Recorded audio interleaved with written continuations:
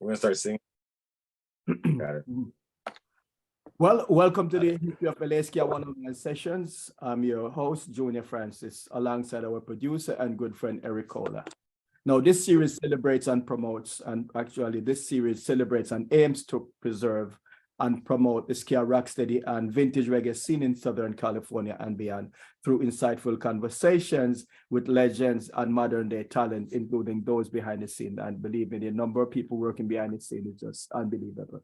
All kind of people really and truly working hard to help promote this because they see the need and the necessity to promote ska, rocksteady, and early reggae, especially bands and groups from Southern California.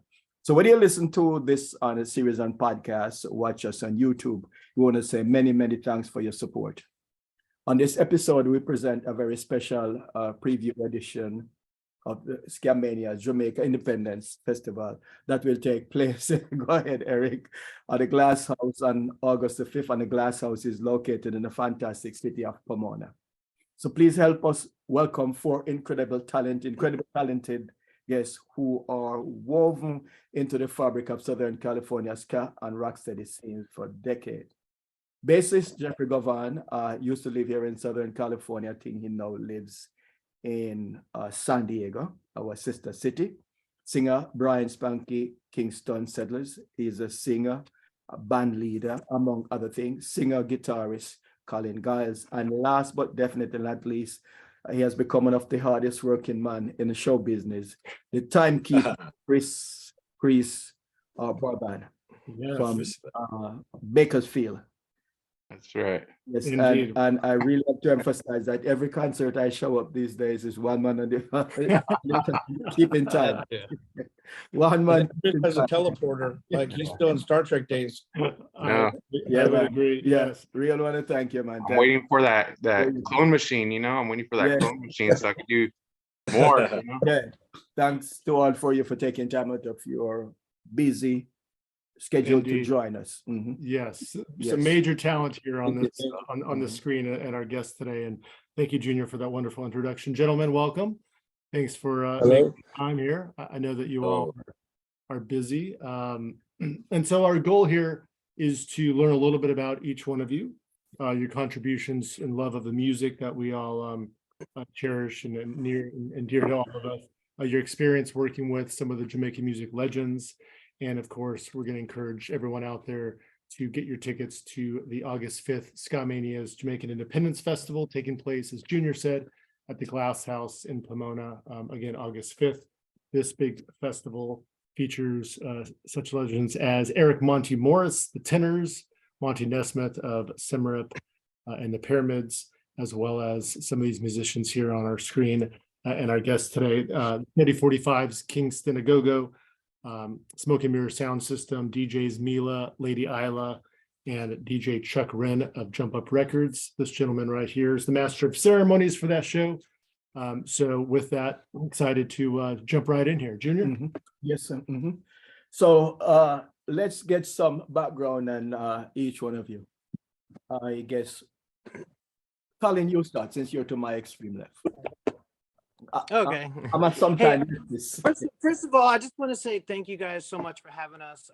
This is really awesome. You know, I've seen a bunch of these and they're really cool, and I'm glad you guys are documenting all of this. So thanks for having us. Thank you, Colin. I never thought that we are documenting. Right. No, honestly, I'm not. Yeah, serious. Yeah. Getting everybody's story, right? It's true. Yeah. True. Right. Thank you. Right. Documented. And speaking of stories, Colin. Yeah. Okay. So my name is Colin. Last name is Giles, right? I grew up in LA. I started. I guess I know that you guys always like ask everybody like how they got into reggae and stuff. So I guess I can just start with that. But before I do that, when I was a little kid, I learned how to play the piano, just self-taught, just kind of by ear. So I had a thing for music, and I just loved it. But the way I got into music, or reggae music, I should say, is one of my older sisters had this mixtape with like some reggae on it, and I was like, "Ooh, what's that?" Right? Like it was cool and stuff. And it was a Bob Marley mixtape, and one day she was like not home, and I snuck into her room, and we had a little tape player in the garage, and I went downstairs and I played it, and like I couldn't stop listening to it. Like it was like ching ching ching ching ching ching, and then the bass drops. It goes dun dun dun dun dun, and I like kept rewinding like the intro for like 35 times, right? And I just couldn't stop, and I had like Concrete Jungle on there and like so many good songs, and that was it. I'm like, I didn't know I was looking for it, but I found it. And then maybe, I don't know, a couple years later, maybe, or yeah, it was like in 7th grade, someone was playing the Specials, and I was like, oh shit, what is that, right? And from there it just snowballed, and you know, I got into all the two-tone bands through the 90s, and you know, then I got to the Aggrolites, and I was like, oh, that's insane, right?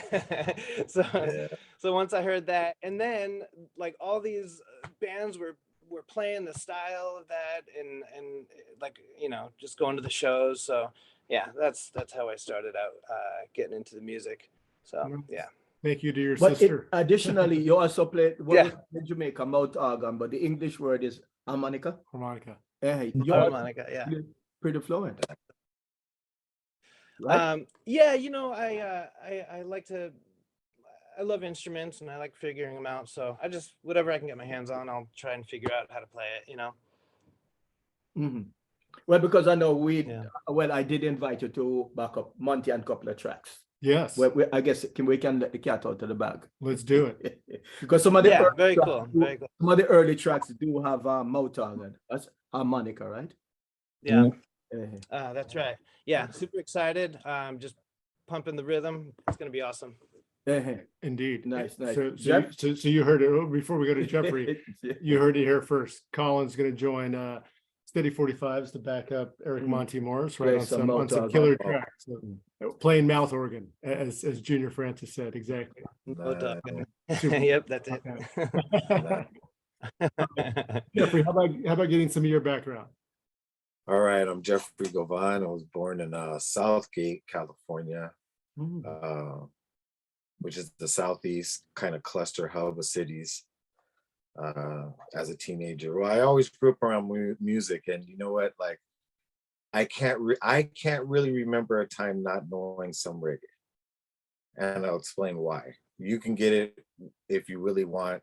Like, was one of the preschool, like, still playing on the yard, like, Wow. you know. That's how old I am now. Is that an old song? Yeah, you know. To sometime in the 70s, like, have to go through my little preschool and listening. Remember it being played. Wow. Harry Belafonte. I mean, rest in peace. You know, he just recently passed. But you know, we had Mobtown in our house. I can't remember a time not tracking reggae down the line, even in pop music. So like Culture Club and like Men at Work, and even people like Tina Turner, like all these songs that just have that rhythm, you know. Of course, Musical Youth, and then by the time I got to junior high, just, you know, Untouchables and Fishbone. Fishbone just blew it, boom, wide open for me. And now they're my friends, so like, you know, that's cool. That's cool about where I've gone. I don't feel like I've done a whole lot. But I think when I look back at how long I've been in the game, it's kind of funny seeing how, like, there's these traditions, like, where KREES is busy in it right now. And it's so beautiful to have, like, his whole generation just leading that with force. You know what I mean? That's like so beautiful, you know. You guys did a lot of the groundwork. Yeah, we played a lot together too. Yeah, you guys did the groundwork. Yeah. So you mentioned music in your house. Your parents were listening to these songs? My parents and my grandparents, I still have their records. Like, I have like Ruby Andrews record. You know what I mean? I have like Brenda Holloway and people that I backed. You know what I mean? It's kind of like, you know, I have these records and I grew up with them. So when I go up and be able to play them, it's like, Wow. You know, I just saw Play with Gene Chandler, and it was, you know, it was What? that kind of like, yes. Yeah, just Yeah. yeah, I saw that footage. Yeah, that's pretty incredible. Yeah. We're, Yeah, we're- so- we're gonna dive in And deep. during Duke of Earl, and I was thinking Alton Ellis, Duke of Earl. You know what I mean? Right. You know what I mean? That's the thing about living this long is, you know, it just is part of the way that you speak. It's part of the way that you talk and get down. And Right. I'm happy to see Spanky, my boy right here, Mr. Buster Blood Vessel from, you know, I'm gonna pass the torch. Boys Out of Jail. Group to Yes. jail. Yes. Thank you. Over to you. And before we run, you mentioned Alton Ellis, Duke of Earl. You might want to check out the Cornell Campbell mixed by King Tubby. Perhaps, in my Oh opinion, yeah. one of the greatest. I got a 12-inch. Yeah, I think it's one of my favorite dub by King Tubby. Yeah. Just want to show that in. Yes, Honor the great King Tubby. of course, of course. Yes, Brian. All right, guys. So I'm Brian Settles, you know, PKA Spanky Kingston. You know, most people, you say, you know, Brian, they're like, you know, Spanky, yeah, I'm Spanky, you know. So I go by Spanky. And you know, I'll try to boil down, I guess, 40 years of listening to this music into as quick as I can. But like a lot of you, you know, my sister was 7 years older than me, so she was kind of thick in the middle of that early first kind of two-tone wave mod thing that rolled through the early 80s, you know, with the Specials and Madness, and especially what I remember as the Untouchables. Like, we wore out the Untouchables cassette in her Ford Mustang. And we played that thing until, you know, remember you had to get the thing and tighten it back up and put it back in. Wore it out, and we loved it. And you know, that, you know, as a young, I was real young then, you know, maybe 7, 8 years old when that was happening, and then you know, later on, you know, when I was about 14. I had a guy by the name of Pops that we were Disneyland locals. He kind of introduced us to be Rude Boys, you know, and introduced us to ska music and gave us a mixtape and said, "This is, you know, forget all that other stuff. This is what you got to do. You know, this is what you got to listen to." Okay, so we'll do that, you know. So we bought our Fred Perrys, we bought our checkered, you know, our black and white suits and our stingy hats, and we were Rude Boys, you know, and that's what we did. And you know, when I was about 15 and a half, I went to the Whiskey A Go Go in my friend's Volvo that didn't have brakes, that he had to pull an emergency brake to stop it. And we were, you know, I don't know, back then, like Gen Xers, we were crazy. We did whatever the hell we wanted to do. You know, we just, our parents, Someone knew how to fix they it. loved us, but it was like, all right, whatever you want, come back, don't kill anybody or don't get killed, you know. And, okay, cool, we'll do so. So, you know, we rolled to the Whiskey A Go Go in an old Volvo with no brakes, and we pulled up and we saw the Aggrolites. And that changed everything. But I left that show and I said, that's what I want to do. That's what I want to play. Wow. That's what we want to do. Me and my cousin, he's Jeremiah Benzion, and we're still to this day, we're making music together. So, you know, that goes back for over 30 plus years of us making music together. And we started our first band with Ike Owens and Aaron Owens, and we had 4 horn players. We were all playing horns, and we said, well, that's not going to work. So we got to try. So Aaron went and he bought a guitar. And what band was that? Did you just edit yourself? we didn't have a name. We didn't have a name. You didn't It was have a called, name. I think it was called Stay Tuned. Was the first band we started, was called Stay Tuned, and we were trying to put that together. And Ike played trombone. Aaron left, said, I'm going to be a guitar player. He left and was literally the best guitar player I'd ever seen into the day in like 2 weeks. It was insane. Those guys were the most talented dudes ever. And so, you know, we started making music with them. From there, my cousin, we were at Spanky's Cafe in Riverside, and Hepcat was playing, and they were just a new band, and we saw them playing, you know, their first show at the country club in Reseda.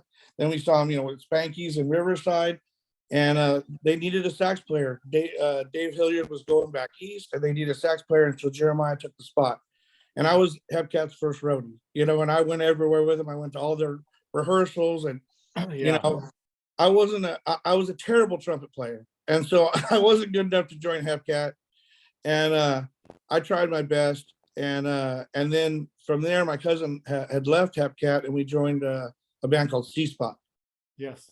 And we were one of the original horn players for C-Spot. He played sax, I played trumpet. I wasn't very good. It didn't last very long in there, but we played a lot of really cool shows with a lot of cool people, open for the Aggrolites for the first time. And the one thing I do have to say about this music that I tell everybody all the time is I've met my Beatles. I've played with my Beatles. You know, I've opened for my Beatles. You know, most people can't say that. You know, and I've done that with the Aggrolites, and everybody on this panel has done that. So, and that's the incredible thing about our stadium here. Yeah. So first time you saw this, No. like, so many original members were in the band. So it was Roland Alfonso, it was Tommy McCook, Okay, Julian and Tom. Lloyd Brevett, Lloyd Nibbs. That was the original members, and then it was Darvin on guitar. Jackie McCook wasn't Tim- there. Devin.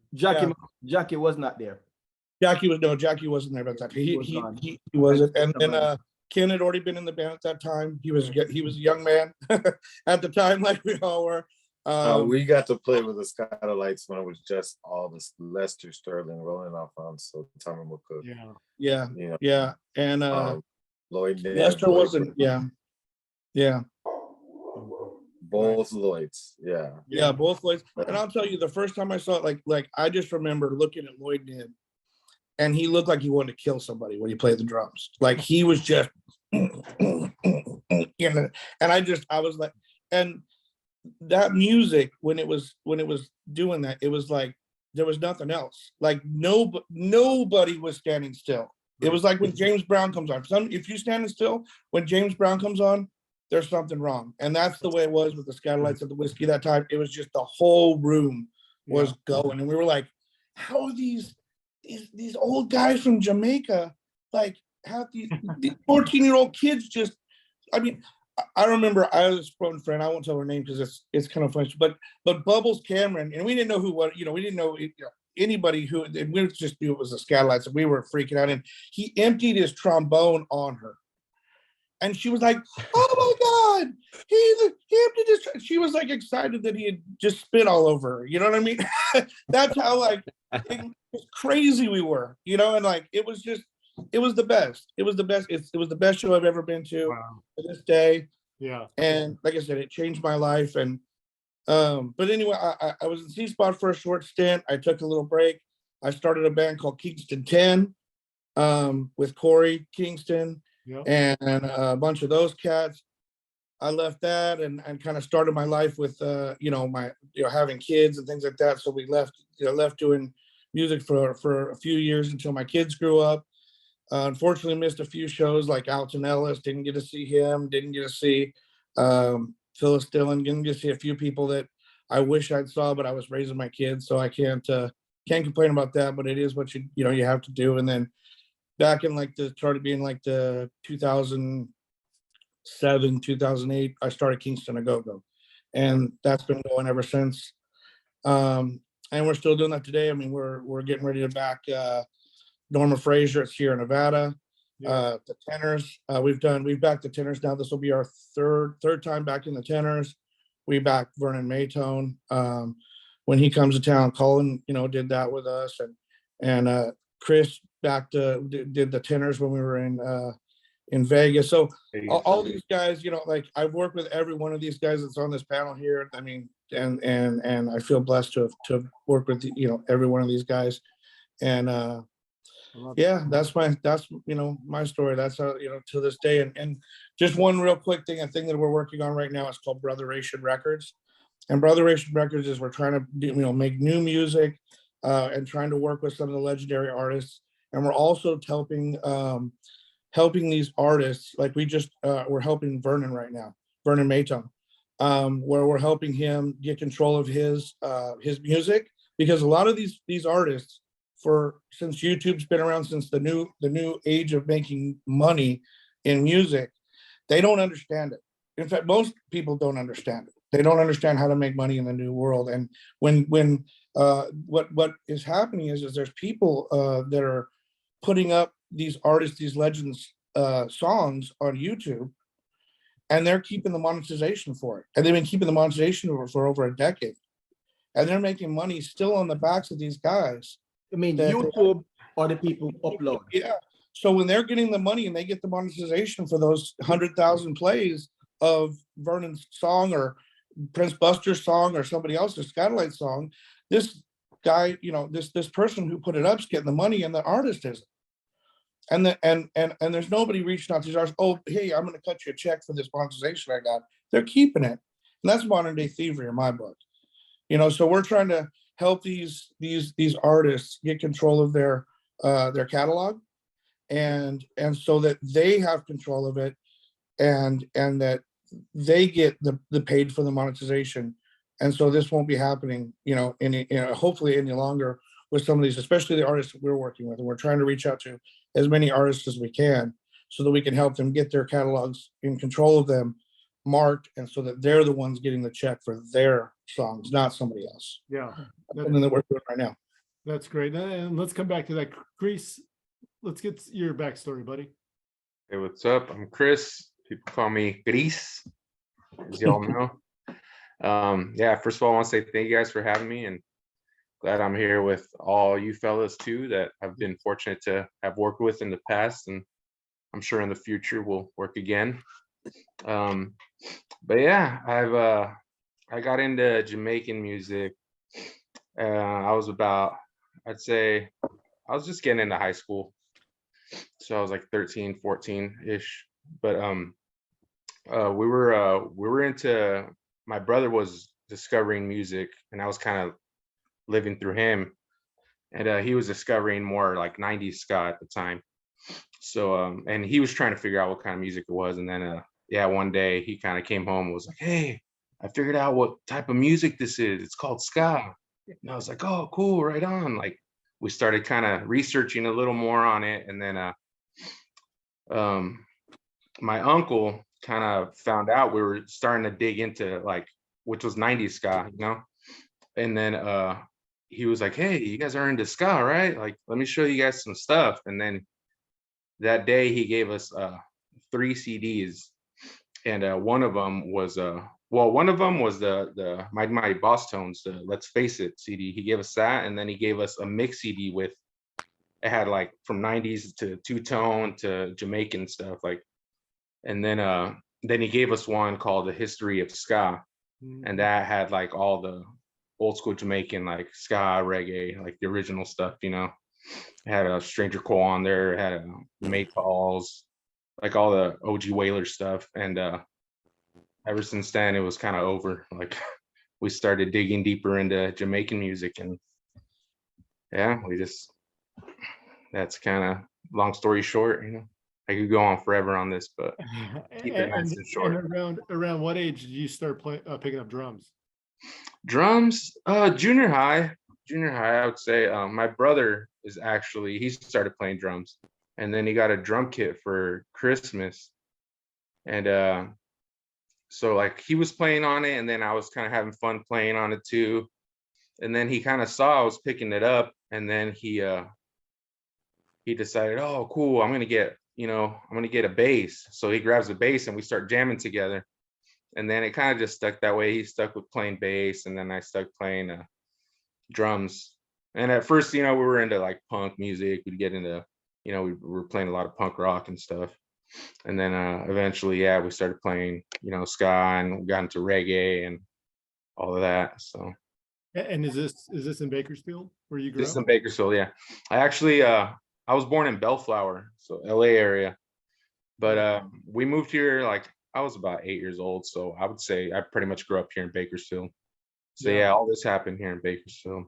Between Jeffrey's, Southgate, your Bellflower. I grew up in Downey. We got a little triangle there. Born in Long Beach. Oh, look at that! I was born in Long Beach too. Long Yeah. Beach. Yep, that's where I was born. Really? Look at that. Yep, there we go. So Chris, before we jump, Capsouls, Yes. like your original member, tell us about the band. Yeah, I'm an original member of that. I'm not good with dates, but I think it started around 2015. And so my wife is in that band and she sings. And then her brother, which is my brother-in-law, plays bass.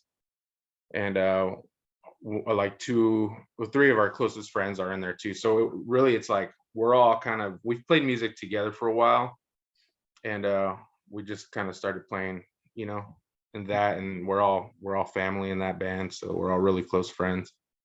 So yeah, it's been around for about since 2015, I want to say. Congratulations to your new addition. Yes. New addition to your congratulations. family. Oh yeah, and I want to apologize in advance if like you see me yawning or like. I've been there. Yeah. We've all been I mean, there. I'm sure everyone here knows. I got Yeah. a. Do that. Do And I'm just it. like, Hey, so Chris, if you catch me yawning or like looking away or something or kind of, hey, we give you permission as we're talking with the others. You can even catch a quick nap if you want. yeah, right. Um, It's hard these days, man.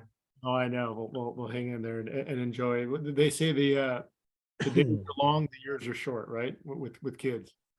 Yeah, sure.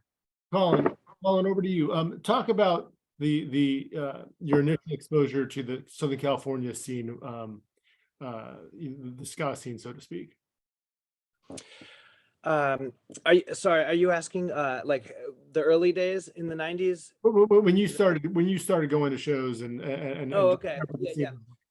Yeah. So mid 90s, started going to shows. Yeah, like in college, and I even started my own band in college, and I was actually playing trumpet. Yeah, so okay, let me think here. Yeah, I would go to Hepcat shows. I'd go see Mobtown. I'd go see all the bands, and I just loved it. I just went to see every band that I could. Yeah, I started playing trumpet in a band in college. Did that for like a year or two, and I wanted to play like the traditional stuff, but like half of the band wanted to play like third wave, so it kind of fizzled out. And then like toward the end of the 90s, my friend Kelly and I we did an acoustic. We did an acoustic thing where we had a residency at the Malibu Inn. I think it was every Wednesday, and we did that for a couple of years. Yeah, and we played just acoustic, rocksteady, and ska. And then people started coming to the shows, and then we met some other musicians. I was actually telling Chris the story. I saw Lino the other night, and it made me think of it. But I actually met Lino through the Recycler, because like the old school paper. Yeah. And so we were just like looking for musicians to play, and Lino came and played with us, and Dave Fuentes came and played with us. Oh, actually, okay, I'm forgetting about this part. So in high school and in college, I used to work at Kinko's, right? Like copies. And I worked with this dude. He's like, have you ever heard of C-Spot? And I'm like, there's no way that this guy knows what C-Spot is, right? And he's like, I'm like, C-Spot, the ska band, the reggae band or whatever. And he's like, yeah, C-Spot. I'm like, there's no way you know what this is. And he's like, hey, I have some friends in the band, and I'll bring Boogie to the Malibu Inn to see you guys play. And I was like, okay. I didn't think they would come. And then the next night they were there, and Boogie, he's like, hey, can I sit on drums with you? We're like, yeah. So next week Boogie was playing drums with us, and it just went from there. And then we did that for maybe a year or two, and then from that, Boogie and I started a band called The Channels. and we brought And it what time went through period? a lot of For musicians. the record, what time period? Yeah, this is late 90s, probably 98, 99 into 2000, Okay. right? Yeah, so we had a number of musicians going through the channels. It was like at one point, it was like a lot of guys from C-Spot, like Chuck, Ben, Brad, Pate, and Boogie, and like it was basically C-Spot with me on guitar and singing. But then there were other musicians like Carter, Kersner, Adam Korn, Dan, forgetting his last name, he was on saxophone. But anyway, no, it was someone else. Okay, so that was about 2001, and then I went traveling, and that band kind of formed into other bands. And then I was living in Australia. I came back, and that's when I started the Big Sound with my friends, who they lived in San Diego, but I always lived in Los Angeles, and I would just drive down all the time. But we started doing that and playing all the time. Yeah, and then we did that from about 2002 to about 2006. Yeah. Interesting. Nice. That's good history. Yeah. Jeffrey, were you gonna say something? No, I Oh, was gonna ask Jeffrey about his some of the exposure and your thoughts on the scene when you first started going to shows. Oh, when I first started going to shows, it was during a golden time when there was all ages shows. So Yep. you could go to shows. So it wasn't like you could not go to shows. So like earlier when Spanky was saying 15 and 16, yeah, you can go to shows. Yeah. So I started going to shows from my good friend Paul Murillo, Little Paul, everyone knows him. With Wally as well. Wally was part of the crew later, but my first show was probably like something like, the first show was at Fender's Ballroom with Mobtown. I remember that one. My first show that I went to, I think it might have been Untouchables with Paul Murillo. Wow. Yeah. And Mary's Danish for a free show that they had or something like that. Wherever that was, but when we talk about influences, I think television did a lot of it, but just my love of just music in general did it, because I was into I was a pop locker, you know what I mean? I did that kind of thing. I was into that. I was into skateboarding, you know what I mean? Being a skater and stuff like that. So just having the reggae rhythm there with especially Fishbone and the Untouchables, those two kind of just pushed it over the beat really did it too. When I played with the English beat, I felt like part of something historic, like that everyone knows. Everyone knows Mirror in the Bathroom, Tears of a Clown, the way that they do it. And all these songs that they're known for, and the two-tone, when you're listening to two-tone. And I'm sitting here playing on stage, so like my memories are weird because there's not a lot of pictures of me. I don't kind of think too much in the past, but I know that it was such a pull for me that I knew I wanted to be on stage. And shortly after, I was part of Mobtown, and I was on stage every week, like, and at the height of it, 2 and 3 times a week. Mobtown. Wow. Playing different. There was somebody posted something the other day, and it had some dates between like with us and C-Spot on it, and I saw on the calendar that it was like in 1 week we had like 3 shows. It was just like, yep, that's exactly how I remember it. So I've been on the stage a long time. I'm not much of an observer, even though but I got to play with all my idols, every single one of them. The Aggrolites, got to back Derek Harriott, got to do Roy Ellis. Upcoming soon is going to be Monty Neysmith, you know, so that's gonna be dope. So in the introduction, I did say you are a bassist, Yes, sir. right? So that's what I want to bring forth, that you do play bass when you say you play with these guys, bass. Yeah. So I'm a bassist. But that's very simple, right? Yeah, I'm sorry I did not mention that. I'm a bassist. Yeah, so that's what I'm drawing, because it's not. I've backed many people playing the bass. Yes. Yes. I mean, I have my basses over here I can show. Right. But yeah, I am a bassist. So And where did you learn bass? Not we on the subject. Where did you learn? I actually got to play bass the same way every guitar player ends up playing bass, is because there's someone that's needed to play bass and not an extra guitar. Yeah. All right. Well, obviously growing up, it was an easy thing. At first, it was a kind of fight, because at one point we lost our drummer and we lost our bass player. Like, What band was that? Mobtown, both of them in Mobtown. Mobtown. Yeah.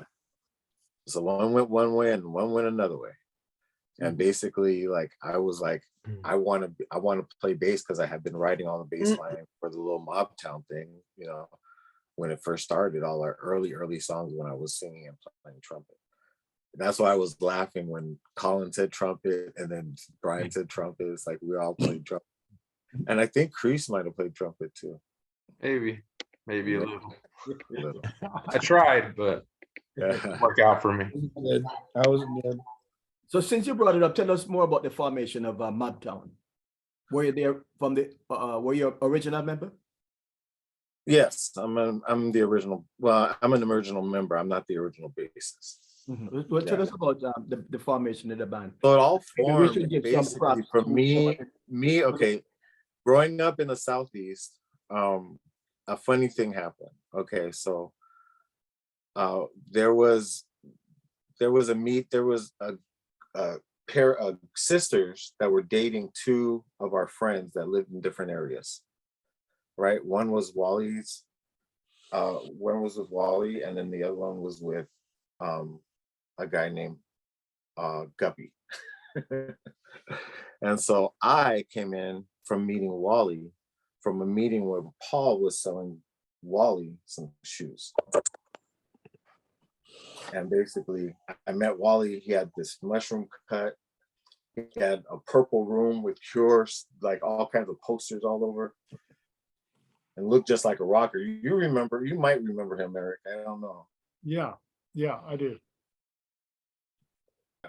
But anyway, he just shredded on guitar. He was he could just play guitar. And I didn't know he was this young, but he must have been like only like 15 at the time that I met him. Talent. So push came to shove. We started hanging out. Or Mario, they invited Mario, which is a drummer, to come play. And then with them for a talent show. And they played one show. And then I was playing guitar, so I played second guitar with Wally playing some stuff for another talent show. And by that time, we all had played together. So Wally just started him up. You could ask those details, but I ended up being the original singer, and I played trumpet very poorly, apparently, but I played trumpet very, very poorly. So, you know, not a great trumpet player here. And so we backed different people we played with. And I wish Wally was here, because he's much more. I think we all played trumpet very poorly. Yeah.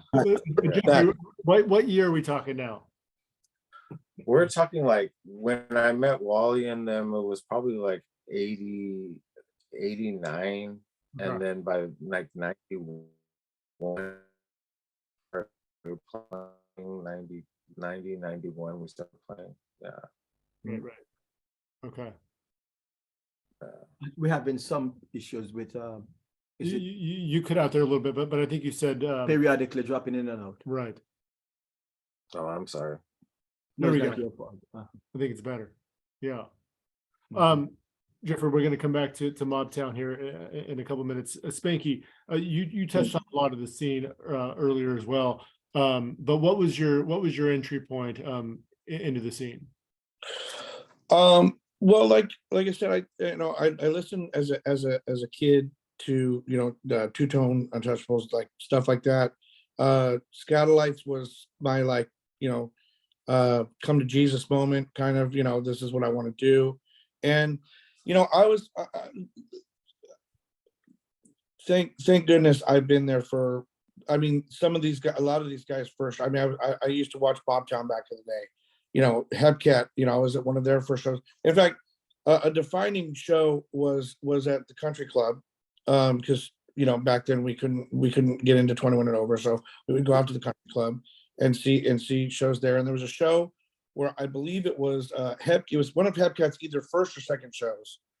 It was Jump with Joey, and Roland Alfonso was playing with Jump with Joe at that show. And I think maybe Donkey Show was at that, played that as well. It was like one of those ridiculous, as you look back, the talent that was on that stage and what had happened. And one thing that I think, LA, we study this music. Like, there's places that play it, and I think that, many Jamaicans have come through, like people that we've backed or other people that have come through, and they're like, LA is the premier place for the preservation of this music. And There's a reason. There is a reason for that. And I personally, we were talking about There's this. a cultural reason for that. There is, there's a lot of cultural reasons, but one is because I think we went back and we did the study. Like, we didn't just listen to ska, but we also listened to the doo-wop oldies, like that influenced, like the lowrider oldies and the things like that, that those are the same songs that were being covered in Jamaica. And then we were listening to them because we grew up in LA around lowrider culture and other things. So we listened to to the Chai Lights and the OJs and the band. Yeah, all that music informs. It was so easy. It's so easy to hear that because it was on KREES 101. Yeah. Yeah. That's Yeah. true. All this music relates to the same wheel. You know what I mean? Yeah. And so we I think we did the work not like we were like, okay, we sat down. Some people may have, but like, I think it came naturally, where we came from, listening to soul music and listening to, and then, like, I remember the day I put on a Mongo Santa Maria album, and I was like, wait a second, the Aggrolites are a cover band of Mongo Santa Maria. Like, they didn't write any songs; they're all Mongo Santa Maria songs. And then, so I did a deep dive into Mongo Santa Maria and like, and Latin, Latin. Yeah, I had those kind of machito. I had machito in my house. You know what I mean? I had Perez Prado. I had different stuff like that. Like, Wally. When I met Wally, he's big into Cal Jader. Yeah. Cal Jader and stuff like that. And Heavyweights. you got Boogaloo and his or even like John Coltrane and that bebop jazz and stuff like that. Like, all of those things were the and growing up, one of my dad's favorite artists was Fats Domino. And Fats Domino, like, when he went to Jamaica in the late 50s, right? Like 58, 59. Several times. Yeah. And he came. Right. And he was brought by, I think he was brought by Coxon, right? Like Gilcreed. Gilcreed. Okay. And so that early boogie woogie sound, and there's even a Fats Domino song where if you listen to it, he's inverted it and he's playing on the upbeat. I think plenty of those for a fact, but I think it's after he came back from there. You know what I mean? They were instead of doom da doom da doom da doom da doom, it was and so just listening to Fats Domino and having that, like, okay, like, I've got that, and I think just all these guys, the guys in Hepcat, the guys in Jumpin' Joey, the guys in C-Spot, the guys in Mobtown, the guys in all these foundation bands that kind of started that Southern California traditional scene, because before that, everyone, I was listening to the Toasters and the Specials and Donkey Show and those bands that were around then. And that was like that Aggrolites show was a defining moment where people wanted to do the traditional thing, and they started doing that. And it's really funny, as nowadays, like this, everything's very accessible. It's very easy. If you want a Fred Perry, I can go on fredperry.com and get a Fred Perry. But if I wanted a Fred Perry back in the day, I had to go to one of like 2 stores and go find one. Or if I wanted a record, I had to go to Culture Beat in Long Beach and go buy from Courtney. You had to get it. You had to get it shipped from work. And like I could, when we couldn't afford, we like, okay, I can only afford to buy like maybe a record every other week or something like that. And I'd save up and we'd go down and we'd get a record. And we didn't know, like nowadays and stuff, you see these young cats that come along, and I love it, but it's like they know all these like artists, but we only knew like a few of them that were, because those that we could only afford to get like, or we only have access to a couple of compilations. It's a lot more difficult to get the information, right? Yes. Yeah, Like, I remember Validate your point. was on everybody's playlist, like strictly for you. That's kind of like everyone. Like that was validate Spanky's point. The Wailing Wailers too. Yeah, so Jamaican historian who I met here, who used to teach at Hacienda, and he told me as a youngster he went to a dance in Kingston, and Duke Reed brought Fats Domino down. So it was his dance, and so he had Fats Domino join the musicians, and he validated your point that he thought that when ska really changed, when Fats Domino and he took and started, because he took the lead, and started following him, and he thought that's what brought about the shift. And of course, so I think that was really the very birth of ska, was that meeting, where it did transfer from being on the downbeat to being on the inverting it to the upbeat, and then just being different people coming in doing stuff with it, to that vibe. And Nibs put the icing on the cake when he came. Nib when he laid down that seal, early stuff like Drumbago and guys like that doing it, but when Nibs like that was it, and that's There's always music. Yeah, everything's still on the one with that. Yeah. Well, as a bass player, if it's it's always on the one, right? Everything. Everything. Inverted, upverted, outverted, everything. Yeah. On the one. Yeah. KREES, obviously we're talking a lot about the Los Angeles scene. You being a little north, right? Bakersfield. Yeah. Do you remember first hearing? And what do you remember first hearing about the LA scene? So I feel, I kind of have a different avenue because I did grow up in Bakersfield. Right. And then another thing is I'm kind of I'm a little younger than everybody else in this. So I kind of, when I started diving into it, like bands like Hepcat, C-Spot, Mobtown already existed, and those were bands that realistically, like I looked up to, so, and I tell them all the time, I tell Wally, like, fortunately, I get to play with these guys. Now they're my friends, like Jeff, Wally, Zach Pike, like, but I consistently tell them, like, you guys are still, somewhat of my, you guys are still my heroes, like you guys, I looked up to you guys. And, but yeah, I kind of, it was hard to get to shows over here. We always kind of bum rides whenever like my parents would go to LA or something. Me and my brother would kind of try to hitch a ride, and then we go to like Blue Beat Lounge, and but it wasn't until my brother started driving that we were able to kind of get to LA more frequently. I'm probably jumping on my no that's good. So would you say Blue Beat Lounge was maybe the most consistent series of shows that you started going to out here? Yeah, Blue Beat Lounge, also SkaMania's, in kind of the like 2000, like I remember seeing like the Gay Lads, Sound Dimension. So like during that time, like I've gone to SkaMania's, but I didn't really know many people, it was just kind of me.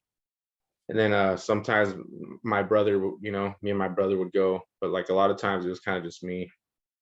And but yeah, here in Bakersfield, it was kind of, I had a few friends that I was playing with. It was mainly me and my brother. And we'd want to start bands with other people, and it was kind of, I don't know, it was kind of hard to find people who were into, you know, what we wanted to play. We wanted to play Jamaican music, and it was kind of hard finding people. Did you see, I mean, just touch on a couple of Bakersfield ska and ska influenced bands, Mental Brew? Yeah, Mental Brewer was definitely a band Yeah. that we'd kind of go see in the early days, and there wasn't very many, but yeah, Mental Brew, and then Los Hooligans are from there, right? they're from Fresno. They're from Sorry, Fresno. Fresno, Yeah. right. Little north. Yeah, but it's still kind of like, I feel like Fresno and Bakersfield kind of tied in with each other, you know? Like it was kind of like, Checkmate, We- was Checkmate from up that way too? was that Fresno? Checkmate? Checkmate? Yeah. Yeah. I actually later on, my first, what I would call like my first real band was with some members from Checkmate, and it was a band called the Suppressors, and this was 2000, yeah, it was 2013, 14, 12, around there. Wow. But yeah, I would say that was kind of my gateway into the scene. Was I was playing with the Suppressors, and a lot of times we would play up north mainly. It was kind of, for some reason, it was kind of difficult to find shows down south. But once we did, like I was able to meet people and connect. And then Did you play that show at D Piazza's when the Suppressors played? D Piazza's maybe early 2010, 2012? I might have, I'm not sure. I don't remember. That's the first time. I think that's the only time maybe one or two times I saw him in Vegas too. But yeah, Yeah, what Vegas? Was I that think High they played. Rollers? I think they played at High Rollers. Okay, yeah, I remember that. Yeah, I might have not been in the band when they played the Piazzas. But yeah, I played but before Suppressors, I played in another band called the Tarfons, which kind of made them, I wasn't, well, I don't know if it counts, but like I tracked all their recordings, and I think that was right about the time when I joined the Suppressors, so I wasn't able to like be in that band. So but yeah, it was during the Suppressors that was my gateway into the scene. I met people in LA, I met people up north, and then yeah, eventually that's when I started the Capsouls afterwards, and then kind of started my way to LA, and then connected with people in the scene. And the rest is history. Yeah, and I was just dominating. Hardest working man in show business right there. He is indeed. So, Jeffrey, back to you. What would you consider Mobtown's career highlight? Now, I know you guys are coming back in October. October 20th, we should say it to be with exact. Pioneers. Yeah, it's gonna be a reunion. It's gonna be a time to you're asking me about the show, right? That's upcoming. No, yes, right. No, I just highlighted or mentioned that that's when people will see you for sure. But I was they'll be able to see that. Highlight some of the career highlights. Pass. Some of the highlights past we've playing with the Aggrolites actually for the first time and the second time. We played at Spanky's. Oh no, we played at that's Izak's club, the Showcase Theater. Showcase. Yeah. We had some shows at the Showcase. Yeah, that's why I connected Spanky's, but it was the Showcase Theater with the Aggrolites, and that one. This is one highlight. Well, I had the opportunity because I was loaning out Lloyd Brevitt my amp for the night, and I had always carried my tape recorder. Always carried a cassette tape to record. That's just part of my practice and my toolkit, musician toolkit. This one night, I was sure that it was in my bag. It was not in my bag, and what I wanted to do is just record, like the put it under the bass, the bass cabinet. But I went to school for a little bit, and I learned upright bass. Oh, I'm on bass, but my love for bass is deep, strong. I'll go take it and I studied upright bass. And there I would spend hours just transcribing, listening, stopping, trying to transcribe the exact performance of, like, you know, Lloyd Brevet. And that's where I get some my bass ideas. Like, there's only really two influences that I draw from. It's Lloyd Brevet, and then it's James Jamerson.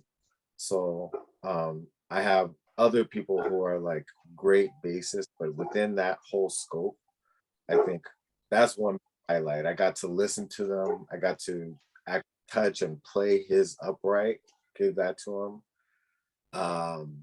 This isn't a Mobtown highlight, but I came really close to covering Val in the new Aggrolites one night.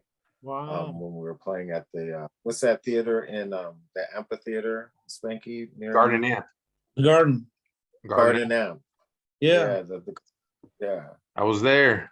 Yeah, I was remember there. that. I was there. I was You were on ready, stage. man. You were ready. I was remember ready, dude. I was like, Yeah. came real close. That would have been something. It would have been something. So I came this close to being a star myself. You are a star, Yeah. boss. Jeffrey, another question for you. Yes, sir. Talk about your continued work though with Wally.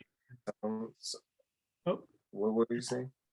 Oh, talk about your continued work with Wally Caro, who we've been talking about from Mobtown, but also with Mark Morales and the Angel City project. Oh yeah, with Angel City, we had the Hurricanes, which was like Zach Pike, Dan Bower, myself, Abels. and what was that? Scott Abels. Yeah, and Scott Abels. Yeah. And Angel City Records, who's Mark Morales and Wally Caro, basically. Mhm. Through them, they brought out a lot of legends. So they brought out Derek Harriott, brought out Roy Ellis. We actually have a single on Angel City Record, Can You Feel It? That turned out on a Tommy Hilfiger commercial for their spring. What year was it? I want to say the spring 2018. Might be earlier than that. You brought that up too when I 2000. backed them just now in Vegas. Yeah. They brought up Yeah. the commercial. And I was like, those are my homies. Did he bring that man. up? Jeff, Zach. And, yeah, Yeah. all you guys. So the royalty check must be large, Tommy Hilfiger. Isn't that some big guys? Yeah, I mean the check was the check, man. I got my Jaguar on payments right now. Still from that residual, 31 cents a month. It was good. I'll tell you, Angel City, But they we brought did out Sound Dimension. Right. that. Like We brought out the I will Tennors ever too. be grateful.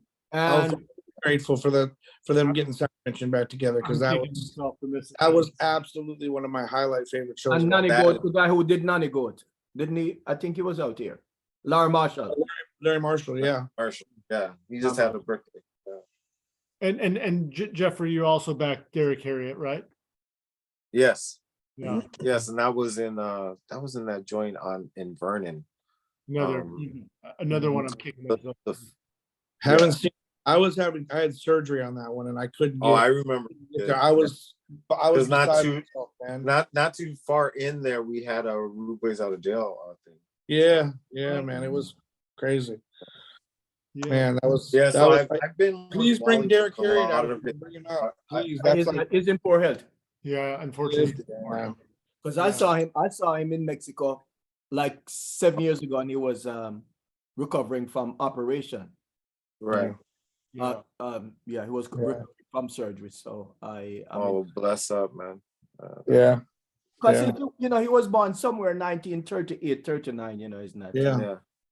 Yeah, I mean, he goes back to Ska days, so he's one of the Yes. the found. He wasn't, like some of the guys that are Right.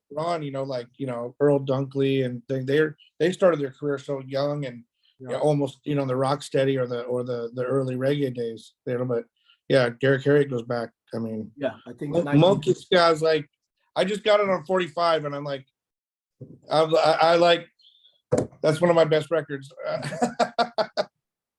I love it. And, Spanky and Jeffrey, since you mentioned it, talk about formation of Rude Boys Out of Jail. Oh yeah, talk about the formation of it. I'll talk about the sensation. You can talk about the formation. There we go. All right, let's do it. All right, I'll do the first. So Marv Mac and Jason. Yeah, Wall. I was wondering the other day, how the hell did we start this shit? Yeah, it was Marv Mac and then Jason Lawless.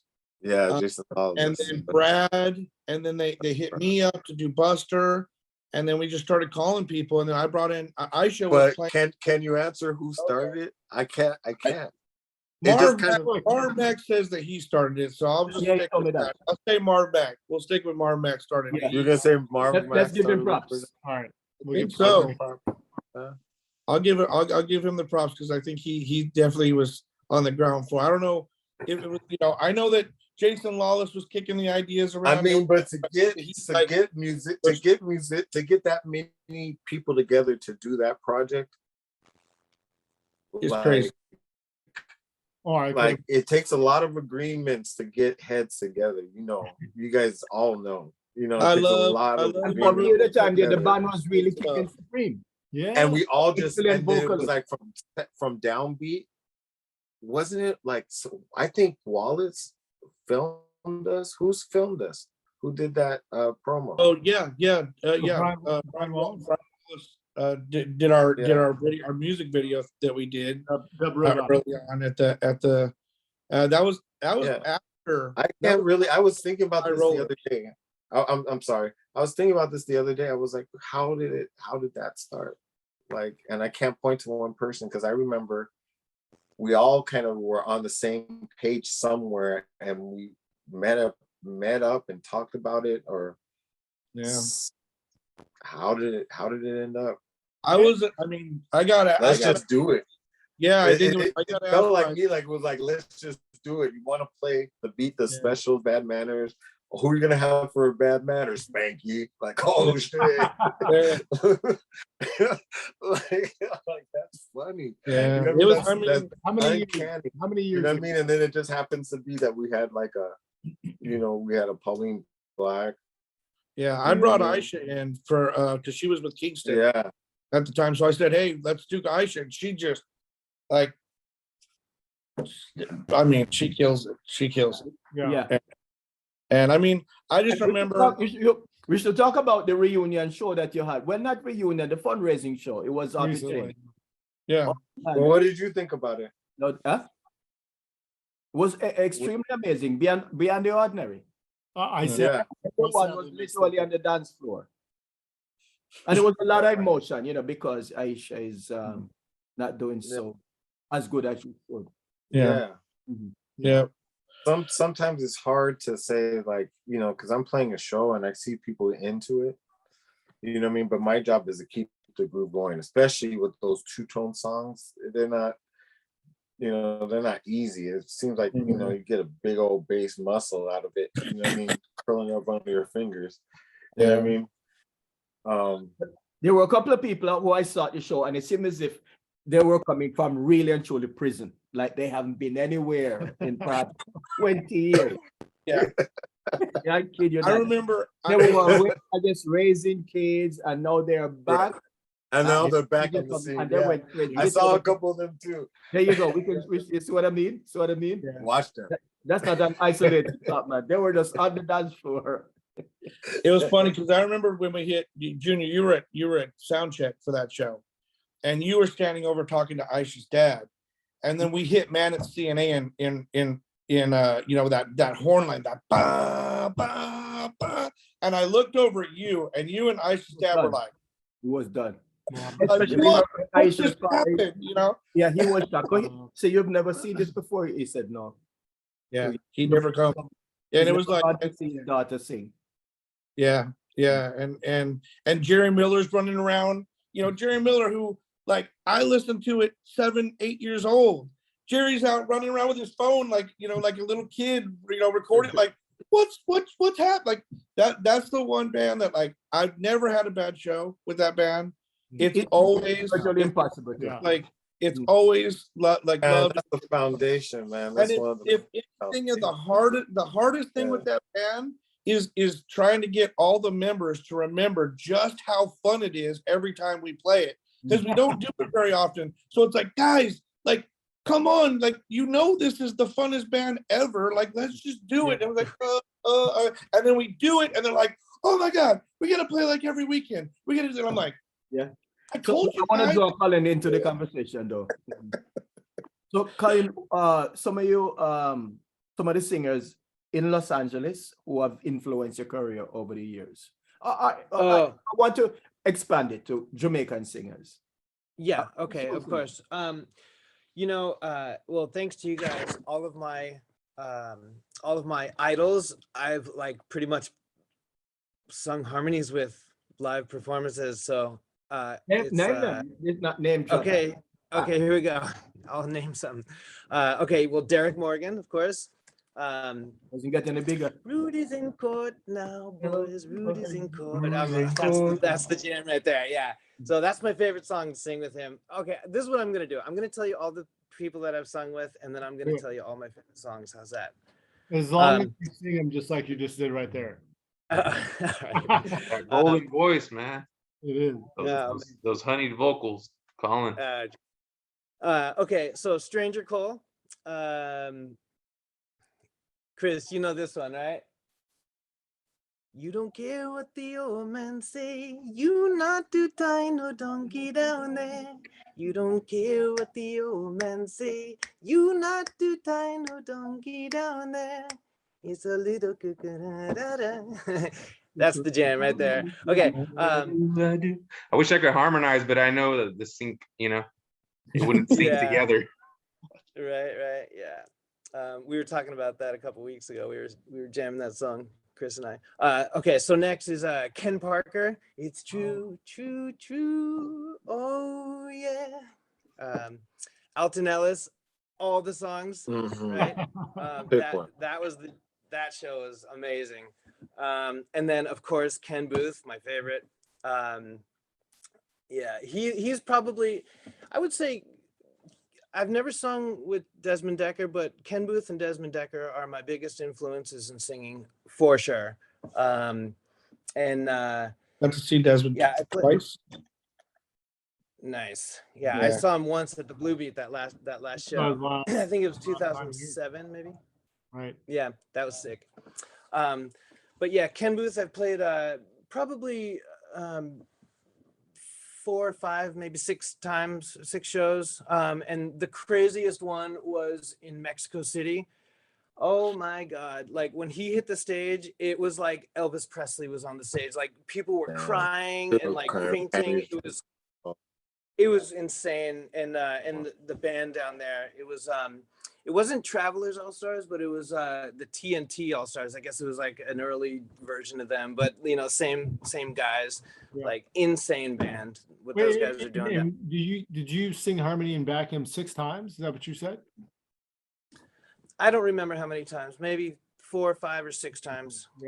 Yeah. The last time was Sierra Nevada. I think maybe 2015. Right. And then there was one SkaMania's. And then the Fonda. With the Amalgamated. All right. We did a couple of shows. I think we did one in San Diego too. Oh my God. Okay, I'm gonna keep going, but then I'm gonna come back because I have an amazing Ken Booth story. All right. Okay, so next would be Maytones. I have my Maytone shirt right here. Right? Love Vernon. Love his songs, love his delicate voice. It's so good. And my favorite thing about singing with him is I get to sing way up here. Oi, what a funny man you, right? Yeah. I love hitting those high harmonies with him especially, and just because the songs are so good and Maytones is heavy, right? Next would be BB Seaton from the Gay Lads. We did Sierra Nevada with him, and he's a great guy. And the jam is somewhere over the rainbow's end, we'll fly, she'll fly, right? And then the last legend is Pat Kelly. You don't care for me at all. And that was at Los Globos upstairs, and he was so nice, and it's just so amazing. Like Spanky, you were saying, like our Beatles. Like, I mean, we're playing with them. It's like, that's it. These are our biggest influences, and to be on stage, like singing harmonies with these guys, it's just like so special, you know. And all the bands that are, all the musicians, it's such a treat and so special. Like it's just awesome. And real quick, I just want to tell my Ken Booth story. So this was Sierra Nevada 2015, and like all the musicians, they're in the hotel right there, and you know, the next day, like, or there's one day they get there and then everyone practices, and then the next day they perform, and we had a rehearsal with Ken Booth, and then the next morning Andrew Bauer was there with me, and we're just walking by Ken's his hotel room, and he's like, hey, come in, hang out with us. So Andrew and I ended up hanging out with Ken and his wife for probably 4 or 5 hours in his hotel room, singing songs. We had a guitar. We were just, it was awesome. It was amazing. Yeah. And he was actually helping me to write a song, and it was so killer. I put out a mixtape, like I handmade a mixtape, right? And I did, it's called Release the Mixtape. And I did, it's a tape full of versions that I just took like rhythms off of YouTube, and I just sang over them, like new lyrics and melodies. But on the tape, oh, and by the way, that's available for free download on my Bandcamp page, colinGilesmusic.bandcamp.com. You can download the 10 versions for free, but on the tape, I hand painted the covers, and I hand stamped the actual tapes. Like I whittled rubber stamps. I just made them. The most time consuming thing I've ever done. And oh my God. Okay. So, but on the tape, I put a lot of extras, right? Just like backstage rehearsals, and that song that Ken Booth was helping me write is on here. It's just a recording of him just like singing a cappella. So yeah, super special. And then I made a silver version, a gold version. I did a red version, and I might do a blue version coming up soon. I don't know if I want to get into it, but I probably will, because I just like making stuff. And each tape is totally separate. Each colored version has a one unique song on it, a version, and then no two tapes are the same. I put, like, you know, if there was like 30 seconds at the end of each tape, I put classical music, but one will have Mozart, one will have, so it was just the most time consuming thing. And in this tape deck right here, I had to listen to it real time, so I heard the album like 5,000 times, right? Yeah, so it was just a really rad experience, just hanging out with Ken, and we were just talking stories and singing songs, and yeah, it was rad. You always cherish. I don't recognize that. Those times. Is that Colin in the suit there? Oh, it went, there you go. Oh yeah. Colin can't see it. Oh, Jeffrey, put it back up and say something, and then he'll be able to. Hey, yeah, let me talk. Can you see this, Colin? Yes, I can see it. Oh, we have some. Yeah, okay, I'm gonna keep on talking here. Huh? No, okay. That's just this. Colin's mic. Oh. It blurred. There we go. Closer. Closest. Shit. Dynamic. That's weird. You got it there? Oh, there you go. Oh yes, Brand. There you go. One smoking mirror Yes. sound system. Yes. right. So, Yeah, yeah. that's Oh, Colin. Where's the Colin, problem yeah, coming from? Colin, maybe turn your mic off and on it. Maybe try that. Just your mic. So while you're fiddling with your mic, let me bring in KREES into the conversation. Talk a little, can you tell us about the Capsule and some of the members you work with? Mention them, so so they give props to the members in the band. Yeah. So you're still So- a part of, you're still a part of the band, right? Yeah. I mean, the Capsules are still, a band. There hasn't been like a breakup or nothing like that. It's simply Yeah, that's right. everyone's kind of busy. Everyone's That's the doing best their thing own coming out of Bakersfield. Yeah. Mhm. So I mean, simply, most understandably, like my wife, we just had a kid. So I mean, that's the Congratulations. biggest part. Thank you. And then aside from that, I mean, the other members are doing other projects too. Who are and me they? as Sir? well. Name them. So Can you name some of the other members? so my wife, her name is Yadira. But she goes by Jane, as most everyone knows. She does vocals and plays percussion. Really awesome percussion player. She rips the tambourine. I don't know if you guys have seen, but she hits down. And then my brother-in-law Mondo plays bass, and he does vocals. We all sing, but bass and vocals. And then Patrick is our guitar player, and he does vocals as well. And Patrick's a shredder too. He's one of my favorite guitar players. Like, I just feel people have not really seen the potential of what Patrick is. Like, he's honestly one of the best musicians I know.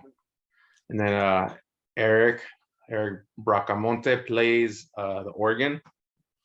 And then Jesse Ward is also plays percussion, and he does vocals as well. And then and we have Zach Pike too. We kind of say he's kind of like the satellite member, he lives in Santa Barbara. The fifth Beatle. Yeah, exactly. The fifth Beatle. But he's definitely essential, and he jumps in, whenever he can. And you all know Zach. Zach's, Zach is a bad man, dude. a legend in his own right as well, like. Yeah. Yeah, so that's the Capsules. Yeah, I've been around since about 2015, and I mean, still, I'm sure we'll pop up with something, sometime in the near future. But as of now, everyone's kind of busy, and we just had a baby, and I've been really busy too. I'm still really active playing music. So. Yes, and speaking of that, you being really active. So KREES, you're basically the Aggrolites drummer now. Yeah. You do a lot with steady 45s. Yeah. You were just at the Dub Club this past Friday night doing an incredible set with Rockery Allstars.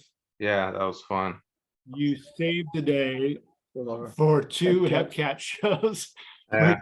which you have to talk about that. I get my haircut by Wags the barber, so Jesse told me some of it, but you have to share with our listeners and your fans out there about those Hepcat shows, if you would. Tell us how it came together.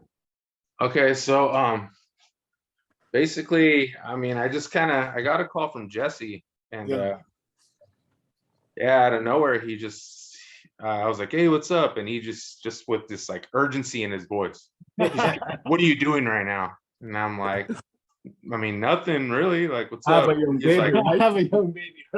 Yeah, I'm like, nothing. I'm at home, with my baby. And then he was like, I'm sitting in with Hepcat, and you know, unfortunately the Gregs got sick, you know, both Greg Lee and Narvis, you know, were sick last minute and they couldn't make it. And he was like, so can you do it? Like, I told these guys you're the guy, they know you're the guy. Like, can you drive over here and play it? And I was like, I mean, yeah, I can do it. You know, if you really want me to do it, like if it's gonna happen, yeah, I gotta leave like right now. I kind of asked him when the set times were. Right. And he had told me it was about like 30 minutes. Well, I think he said they play at 8:20, and I looked at my map and I was like, my map says if I leave right now, I'll make it at 8:50. So they didn't want to risk it. San Diego show? That was a San Diego show, yeah. Right. That was a San Diego show. And so yeah, we were like right at the edge of it, like, and they didn't want to risk it. So we ended up kind of passing on that. They didn't want to risk it. They said, you know what, we'll just have to, you know, think of another plan. And I was like, yeah, no problem. And like, but in my head, I was kind of like, oh, Hepcat, like, yeah, that's kind of bucket list, you know, like, Worse.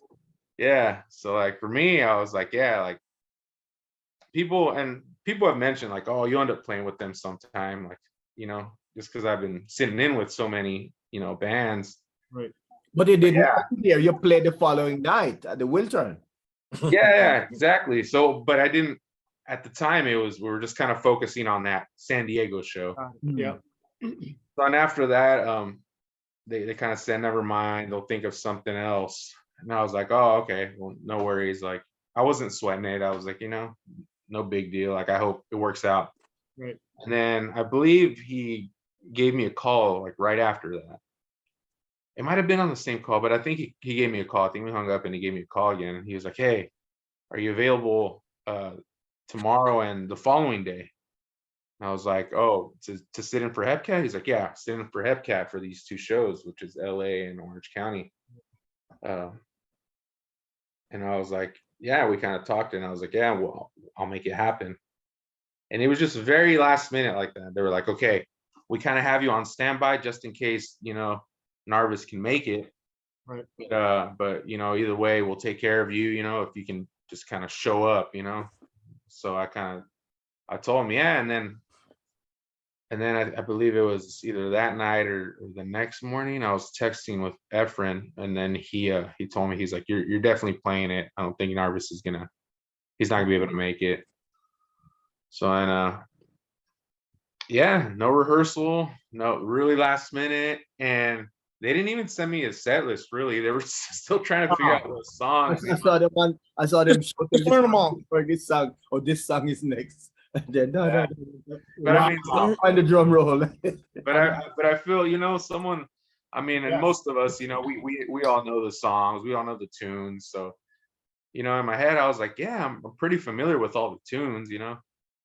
It's another thing playing them though. Like, Of course. you Right. know, it's one thing knowing the tunes in your head and like you've heard them tons of times, but then like once you sit down and play them, it's totally different. So what was the most difficult song to play for you?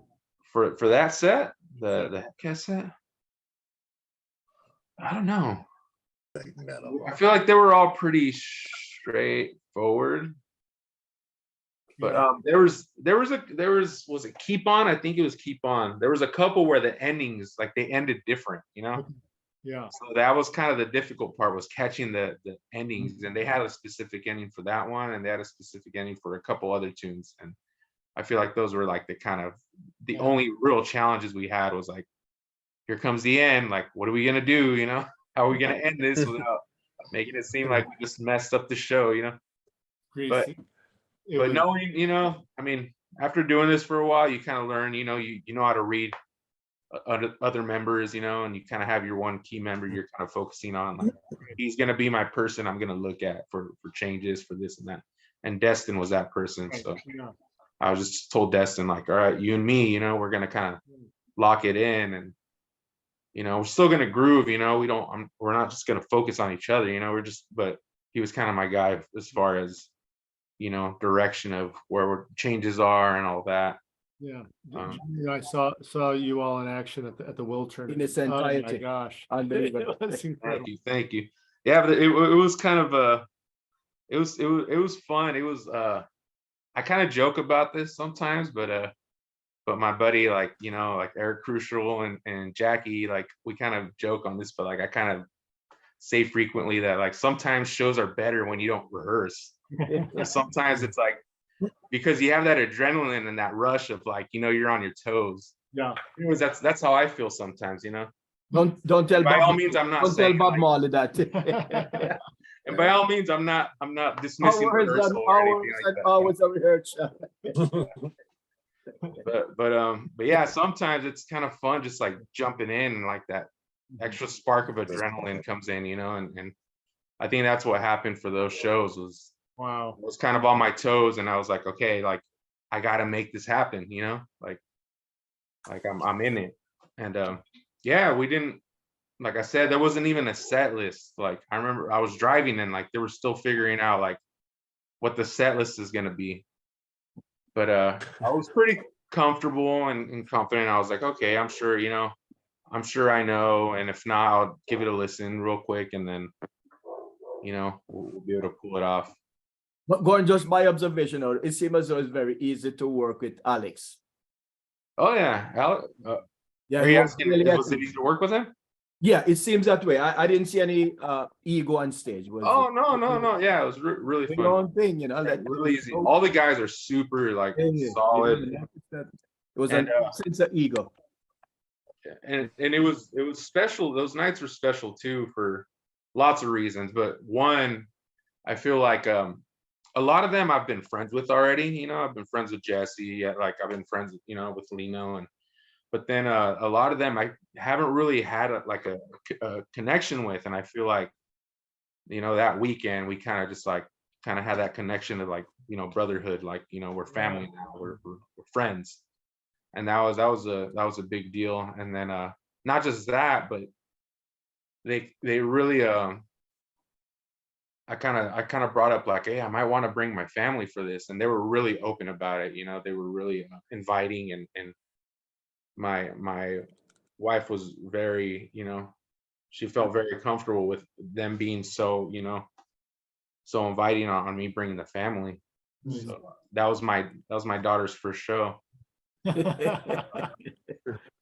I told my wife that too, because we've been talking about what her first show is gonna be, and of course we were like, well, it's got to be one of Dad's shows, And then once I told her about the Hepcat thing, she was like, "Oh my God, I think I want to go." I was like, "You sure?" Like, don't force it. Like, we'll fill it out, But then, yeah, afterwards we're like, "Well, we gotta get her out a little bit." We've been indoors this whole time. My wife's she hasn't gone anywhere. She's been home the whole time, And yeah, she finally said like, "Let's try it out. Let's go. We'll get a hotel across the street nearby. Like, we know the ins and outs of the House of Blues, so like she feels comfortable, like, going if she has to leave or whatever the case may be." But love seeing those photos. Yeah, so that was her first show, and yeah, it was a great one. As Colin would say, Colin, I want to rope you into the conversation. You put out a magazine, a hardcover magazine recently. You have a copy you can show to the fans? The audience? Yeah, so yeah, I do. How it came about? Yeah, it actually goes back to. Sure. Okay. So like, can you hear me? Okay. Yeah. Robot voice is better. So I've been making like a fanzine called The Scorcher, right? And Colin, the audio for some reason is just by itself. Try again. Can you hear me? Chris Okay? Mosley. Here we go. Okay. Yeah. So Start from the top. Okay, from the top. Here we go. Yeah. So I make a fanzine called The Scorcher Zine, and it's basically a zine that they made that was made in the 90s, 80s and 90s, just documenting the current I think scene. your computer is probably getting hot. Okay. So I have here. Yeah. Got the 3 copies. Colin, it sounds off. It's having trouble. In America, is he in America? Because usually that helps when we're talking to people abroad. How's that? Try Okay, can you hear me? unmuting. Yeah, all right. How's that? No. Nothing.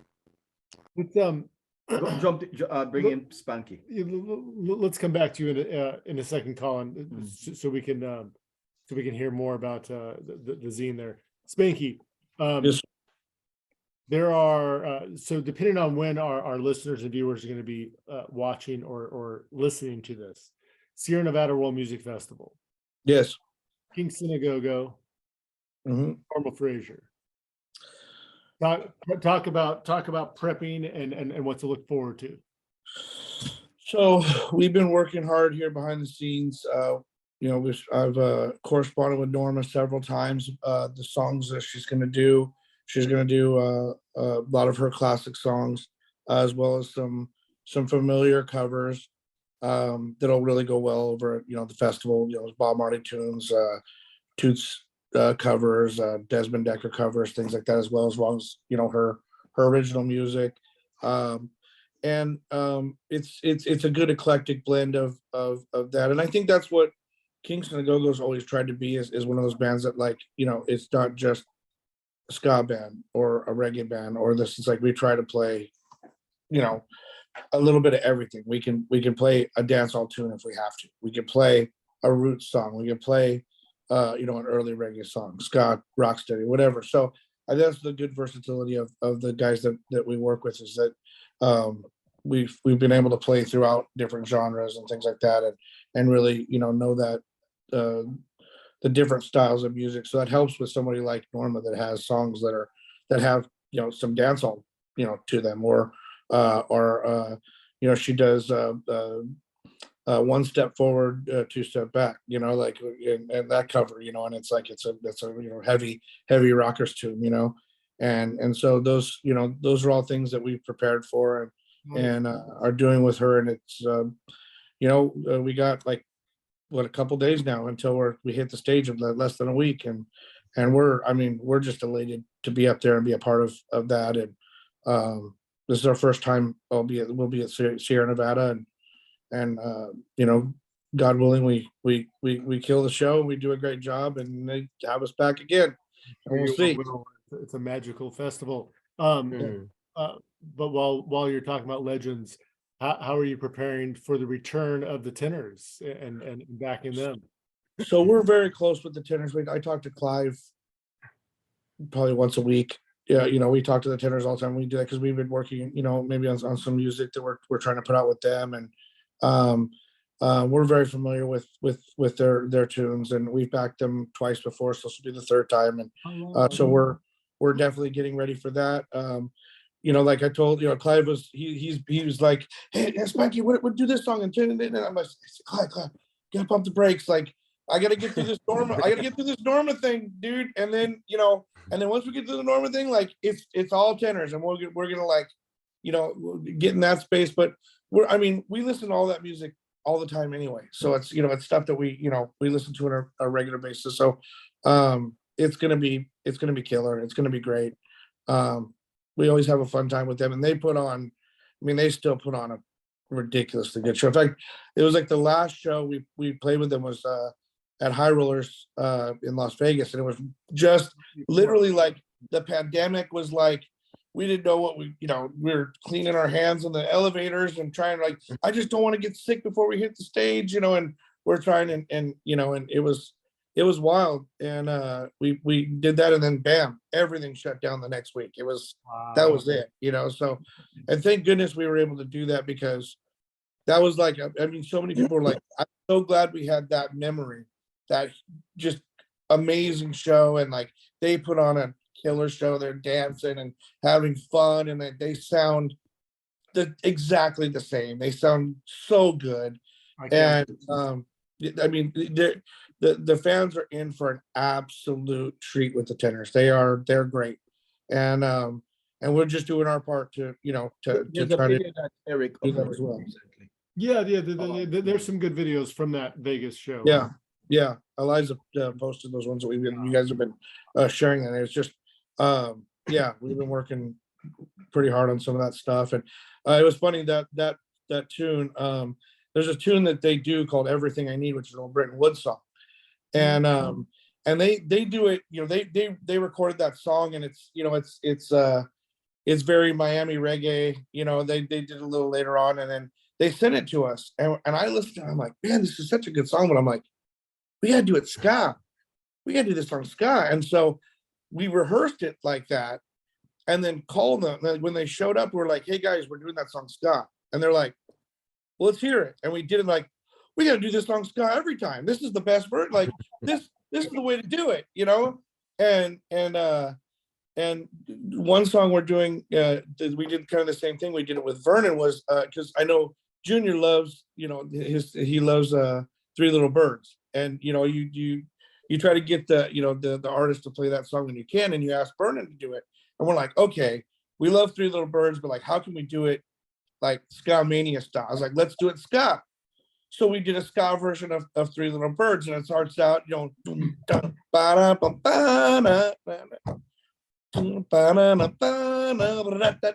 worry, you know, and it's ska, and it's like, and like the first time we did it, we're like, oh my God, this song's so good, like it's so cool ska, you know, and it just works, you know. And so we're doing it that way with Norma. So we told Norma, like, hey Norma, we'll do it ska. And she's like, let's do it, you know. So she's very open-minded, very open-minded. Very open-minded, very, you know, bright, very brilliant, very educated, very articulate. She's very everything. Yes, and that they, and also it's an honor that they trust us to do the version, you know, and be able to do that, you know. And I remember when the Tennors came, you have a lot of bands do Rivers of Babylon as well.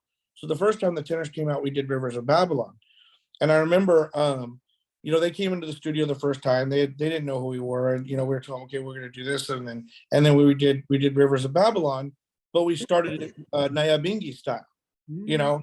And so, you know, and we said, okay, let's start it Nyabingi, and then we'll roll it in, and we'll do it, you know, kind of early reggae rocksteady style like it is. And you know, I remember, and I can't think of the other member of the Tennors that was there. This is when we had all three original members. Ronnie. Was Ronnie the other? I can't think of the other gentleman's name right now. Ronnie, Bobby, Ricky, and Mike. That was Bell Biv DeVoe. You're close. Yeah. No, well, and he comes in and he's like, I had an audio white boy playing bingy. Why are you doing that? You know, and he's like, you're doing right. You know, and we're like, all right, we got the stamp. We got the stamp, you know. And he's like, you know, he was tripping down the, you know, Southern California guys were playing bingy, you know, and doing it justice, you know. And it was like, so that's like I said, that's something we always try to put our stamp on.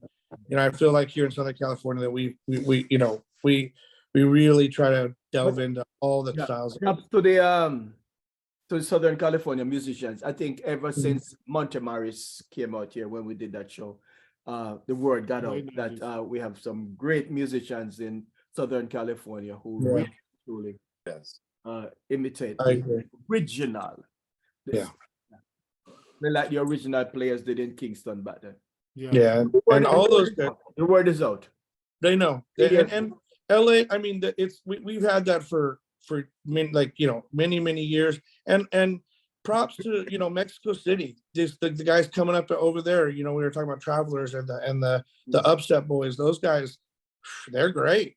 You know, and they, you know, and you can tell they listen to us. They listen to the things. No, their scene feels like our scene was. It does. It feels like our scene in the 90s. It feels like our scene. Their song. It took them a while, but they're there now. It took them a while. Yeah. Yes. It's alive and popping there. Yeah. And even, you know, there's Jeffrey, while we're talking, I want to bring in John Roy, because he's from San Diego as well. You're doing some work with him, right? And Smoking Mirror Soundsystem. Yes, sir. How is that going so far? And that's going really well. Smoking Mirrors is a kind of started off as like a global collaboration that came out of the pandemic. Yeah, so explain. Kind of made a global collaboration of musicians. So like Victor Rice, Jesse Wagner's on our stuff. Okay. Right. Buford O'Sullivan from, you know, there's all kinds of different people that are on that make an amalgamation of this music that was kind of collected, this reggae that was thought about during the pandemic. Yeah. And Are you on it? so there, and Colin Giles, the record that I picked up is You're on it, right, Colin? yeah, he's done everything I own on it, on the Yeah. record. This Brand record. new, hot off the press. Right, from Yeah, it Escape, just came out. yeah, from Escape Hatch Records. So it's a really fun project. We have some really top-notch musicians in the band, Like, Brian Jordan being one of them, Chris Cancelleri. Like, we got some heavyweights in the band. Doug Schaefer plays trumpet. Chris Cancelleri, that I just mentioned, plays drums. We got Kevin Baby Hewitt on organ. John Roy, of course, on saxophone and vocals. And it just, if you really give it a listen and a chance, we have a whole undercover record that that it's all covers. So we do like Let's Dance. We have You Got Lucky by Tom Petty, that was done in a cover. Mad World. That's Mad World. I love that rendition. Yes. oh, baby, it's a mad word. No, this is Tears for Oh, Fears. Mad World by Tear for Fears. Yeah, 80s. But all your 80s and tasty kind of covers, Oh. you know, like going dovetailing off of what Spanky was talking about with covers. So that's that album. But then we're working on originals, and we're going to be playing actually tomorrow night, June 13th. Well, this will probably be aired way after, so who cares? No, that's our We're gonna be Coming up into It's not live. It's not live, Oh. right? no.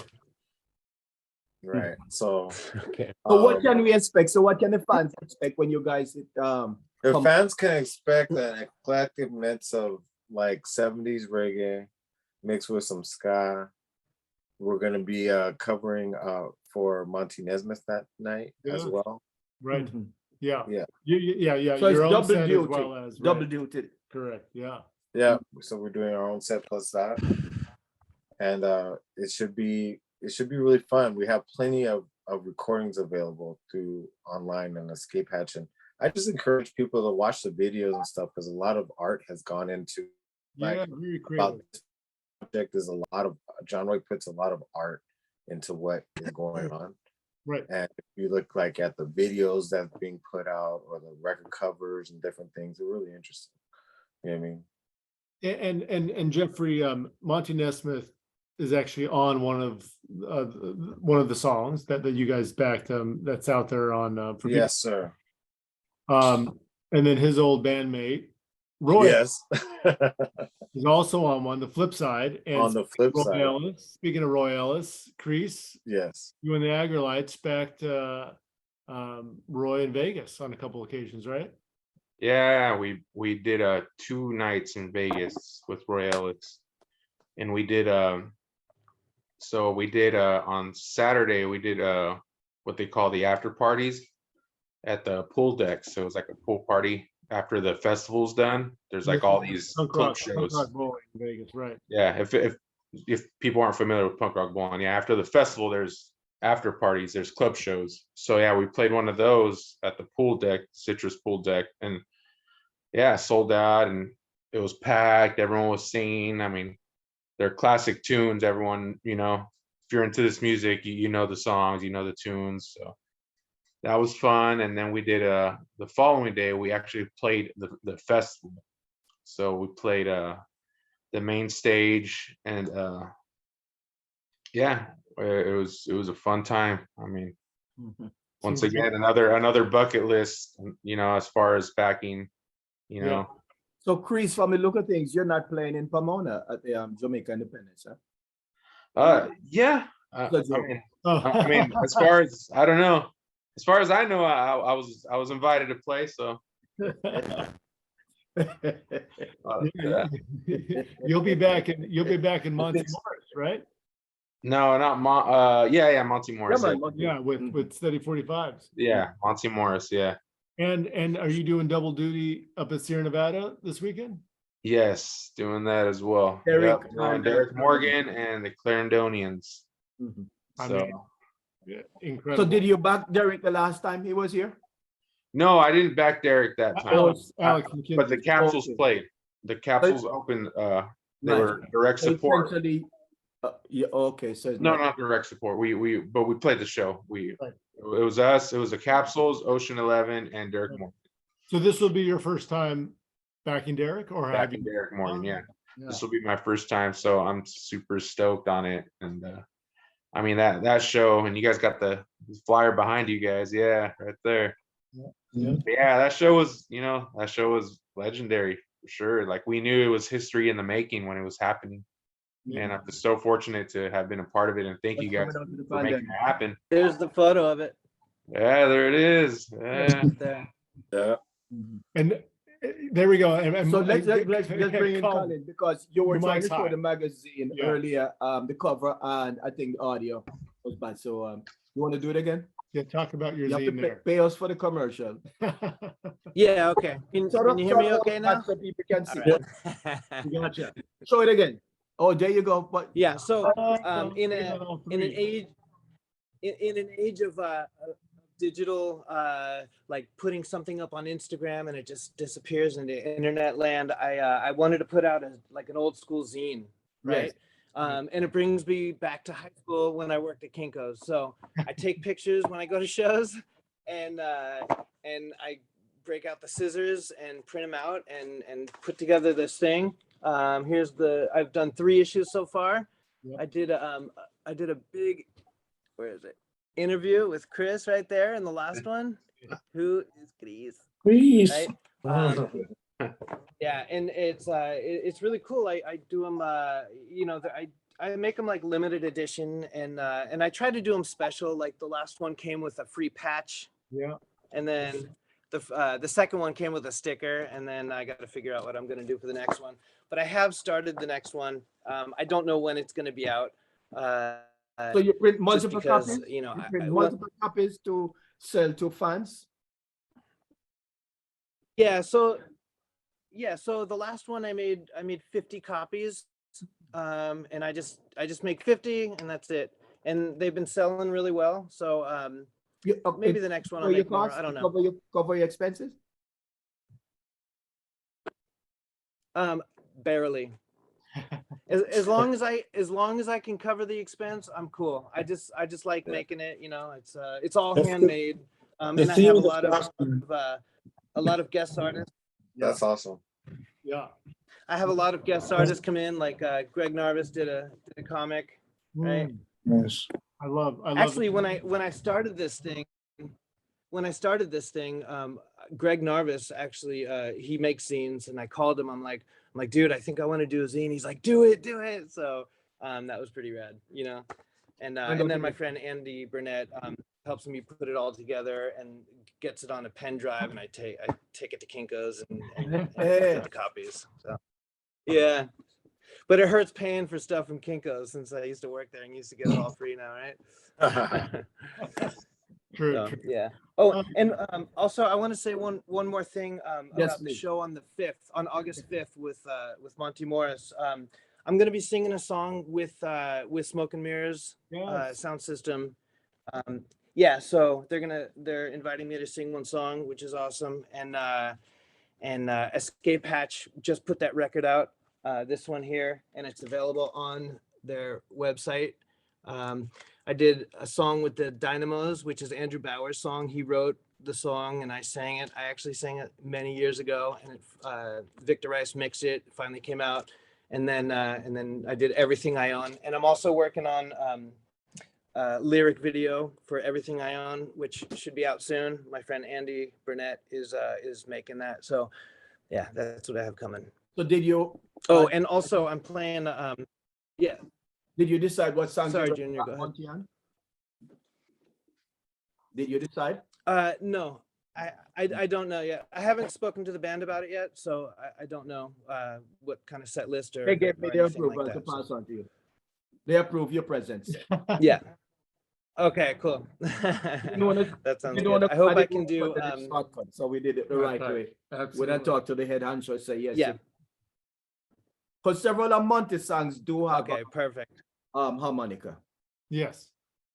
Yeah, they do. Yeah, I'll be playing some ska rhythm on those songs, and maybe one nerve-wracking solo. I don't know. We'll see. Or maybe multiple. So Yeah. you have also worked with some R&B and soul legends. Jeffrey, you mentioned some earlier. Are there much differences in the approach for backing soul R&B legends versus Jamaican legends? Not much, in my opinion. Okay. Was that for Colin?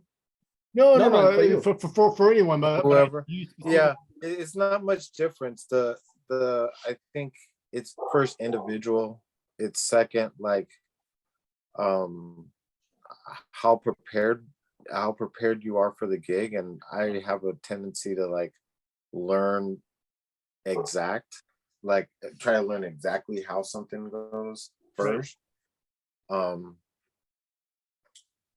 I find that Jamaican artists do have like one thing that soul artists don't do, and that's wheel outs. There's no wheel outs in soul. Like, it's not like, hey, rewind, back up. Come again, right? Yeah. No wheel outs. So if you make a mistake, what happened? You don't get paid. You get. I don't know what happened. Not me. I The don't stink know. eye. You get So, a stink eye first. wheel out as a result of musician making mistake. Yeah, I know that. Originally. Yeah, but they do it now. Now they do it just to do it. And the height. Yeah, you do it to do it. Right, but Yeah. the original was to Yeah. Yeah, and this is a good way. It's a good way to do that too. I mean, I'm just saying the difference between the two for me would probably be that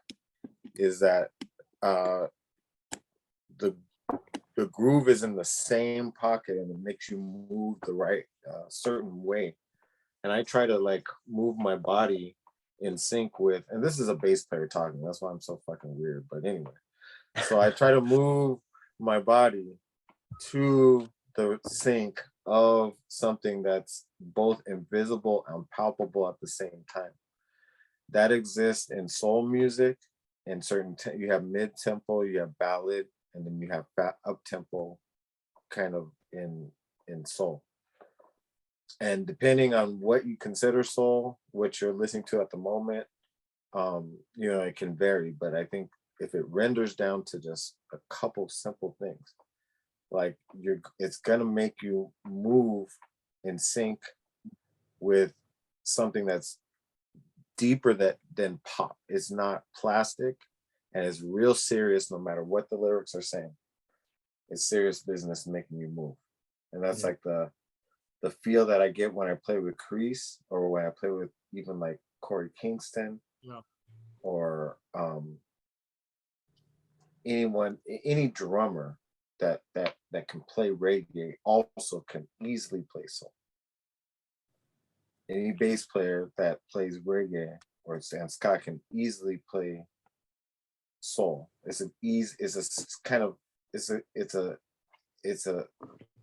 It's something that's so synthesized in the way that you play it from the bass level, that is a bass music. I'm sorry for going this deep on the whole frequency thing, but it even goes down to the way that the guitar is strummed from bass note to treble, and it's not it doesn't go up from treble to bass.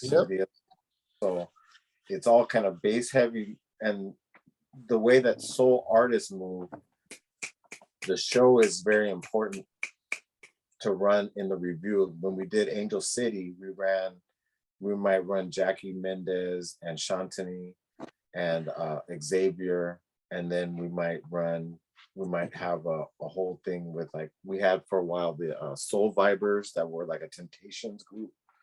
So there's no wheel outs, and it's expected to be precision all the way through.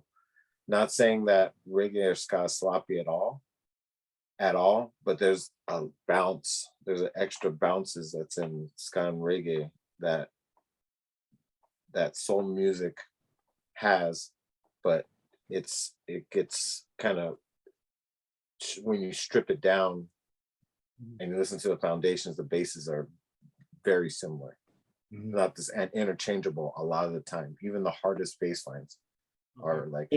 Jeff, wouldn't you say like on, I mean, we've had this discussion before, practices and things before, where like the reggae bass, ska bass is the number one, like that's why we get it right, because we understand reggae bass, we understand ska bass, and like you listen to ska or reggae that gets played in different parts of the world, and I'm not gonna like, you know, say any particular area or whatever, but the bass is the number one instrument that people mess up when they try to recreate this music. And I always tell people, like, you want to learn ska bass, watch Lloyd Brevet, watch him dance, watch the way he moves. Yeah, because if you can't move, you mentioned something really good. Because if you can't move to it while you're playing it, most likely no one else can. Yeah, you know what I mean? No, exactly. And my instrument, the wiggle. We always say that the wiggles in the bass. And the wiggle moves your waist. You know what I mean? You know like, what? That's what you know it what? is. Also, That's absolutely what it is. While we're talking about it, like some of the absolute geniuses on bass in Southern California, Dave Fuentes. You know, a real student of. He had the bounce. He had the bounce, and you know what? Cheese is a bad man too. Yeah, he's a bad man as well. You know, and there's plenty of other ones. And it's giving it like guys always like the biggest mistake they make, especially in ska, is oversimplify or don't play the rests. That's what it is. And they play a walking bass. I know we've like, you know, like I had talked about this, but like it is a walking bass, but it's not a walking bass line, where it's not like a consistent dum dum dum dum dum dum. And that's what a lot of like people who recreate ska do, is that walking bass line, whereas ska is more, it's a little jerkier, and it also has like a melody to it. No, hold on, Spanky. Hold on, Spanky. Like I think like you can play it's all about the articulation of where the note rests. It's not that they're playing a straight walking beat, 1 2 3 4 1 2 3. That could be the funkiest 1 2 3 4. It can be, but rarely, sometimes isn't. You know what I mean? But it depends on where you place it, how you hold it, how you release it, and if you're feeling it or not. And it's like it's like you know, boom boom boom boom boom boom boom. Oh, you're talking syncopation. You know what I mean? Like yeah, like that, but like in that, like that's what I'm saying. Like there's a lot of ways to do it where it's not just like, a lot of guys make that mistake where they're just boom boom boom, like on that downbeat, and that's not. It starts to sound circusy or whatever. We'll get to the weeds, but I mean, we can talk about this all night. But to be like, that's like, if I'm going to pass on things to guys who are listening to this in other countries or different places, like listen to the bass line, let those notes rest, especially in reggae. Like, don't overplay. It's about what you're not playing about. Don't oversimplify what reggae is. But I thought the big challenge was the drum. People historically had trouble with the drum. Yes. Until now, everything is the drum because you're watching YouTube. True. That's my understanding that people are. Well, drum and bass is foundation, right? Drum and bass is foundation. Like without drum and bass, there is no reggae. There is no ska. Hey, like, KREES. You know, so if you like, you can have a good drummer and a bad bass player, and it will sound terrible. You can have an okay drummer and a great bass player, and it'll sound good. So like, the bass is so important in reggae and ska, like, and not to downplay what anybody else does, but like the bass player is the wiggle. That's what makes you move your hips. Like that's it, you know. And if the bass player is playing it right, this music's a formula. It's what it is, and it like you can mess with it, you can tweak it a little bit, like you can't, right? You know. Yeah, I think you're right. But like with the drum, we got to talk about the drums. We can't leave it all on the because you know, tell the truth is the truth is that if it was just me playing my heart out with no pulse, no drums, it'll be a little flat. Like everything's important. I'm just saying. You could do it slapping your guitar with percussion and playing chords. It's way different. It's way different than playing a solo bass unless you're playing it chorded, which is possible. You know, it would be a creative thing to do. But I want KREES to chime in, man, because you know what? when I first met KREES, he had invited me, Wally. What you had invited us for your engagement party? Oh, no, that was my wife's 30th birthday. Your wife's birthday was before you got married and all that. Yeah. We went all the way up to Bakersfield and we were talking shop and all that other stuff. And later on, start seeing KREES, man. KREES, who's KREES? And then it was like, KREES from Baker? Like, man. You know what? I gotta give. So I want him to talk about, like, because you know how we get down, dude. Like, whenever we play together, you know how you have that pulse, and you could switch from reggae to ska, and you could mix. I mean, from reggae or Jamaican music to soul, and then, you know, how are they? How is it? How is it similar? You know what I mean? That's why I want to ask KREES.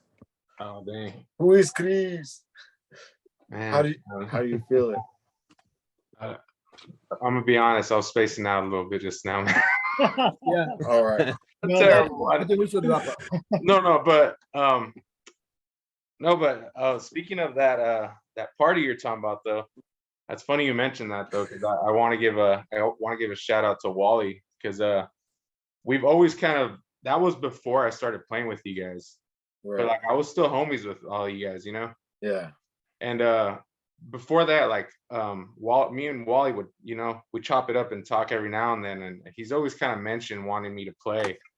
Yeah. But it wasn't until a little later when he invited me out, and I think Wally is one of the few responsible for like me kind of getting my gateway into playing music with, like, you know, all the people in the LA scene. Yeah. So I want to give special props to Wally, you know, if he's listening to this, you know. I feel like I don't say it enough, but, you know, like I feel like he's kind of one of my guitar player. Excellent. A good guy. So again, we want to encourage everyone.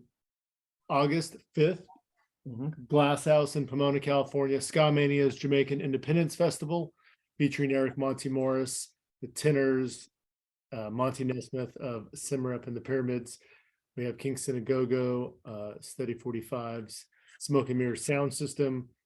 Colin's going to make special appearances with both Monty Morris sets as well as Smoke and Mirrors, which is incredible. Got Junor Francis here as a master of ceremonies. DJs Chuck Wren from Jump Up Records, Lady Isla on the ones and twos, as well as Mila.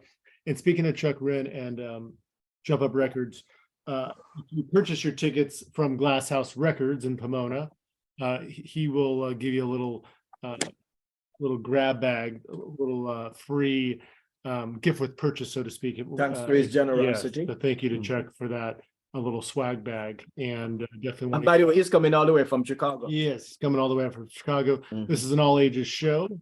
We encourage everyone to come on out and see these legends. You know, I have a few regrets not seeing legends when I could, and I encourage everyone out there to get out there and support the scene. Because it's hard to live with that sorrow and that regret. I didn't see this artist, you know. It is true. And some fans, they form the habit of not seeing artists, and then when they transition, you know, become ancestors, right, on social media. Oh, I'm sorry, it's too late. You got to support every single time. Like, if you've seen Darren Morgan once, I've seen him 8, 9 times, and every single time it's special. Yeah. You got to support every time. Like, if you love this music, like everybody on this panel loves this music, you will support every time, because this isn't, you know, this isn't a Fred Perry.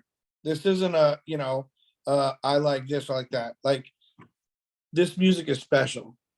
And one undisputed fact that no one can deny, that if you don't support the music, it will die.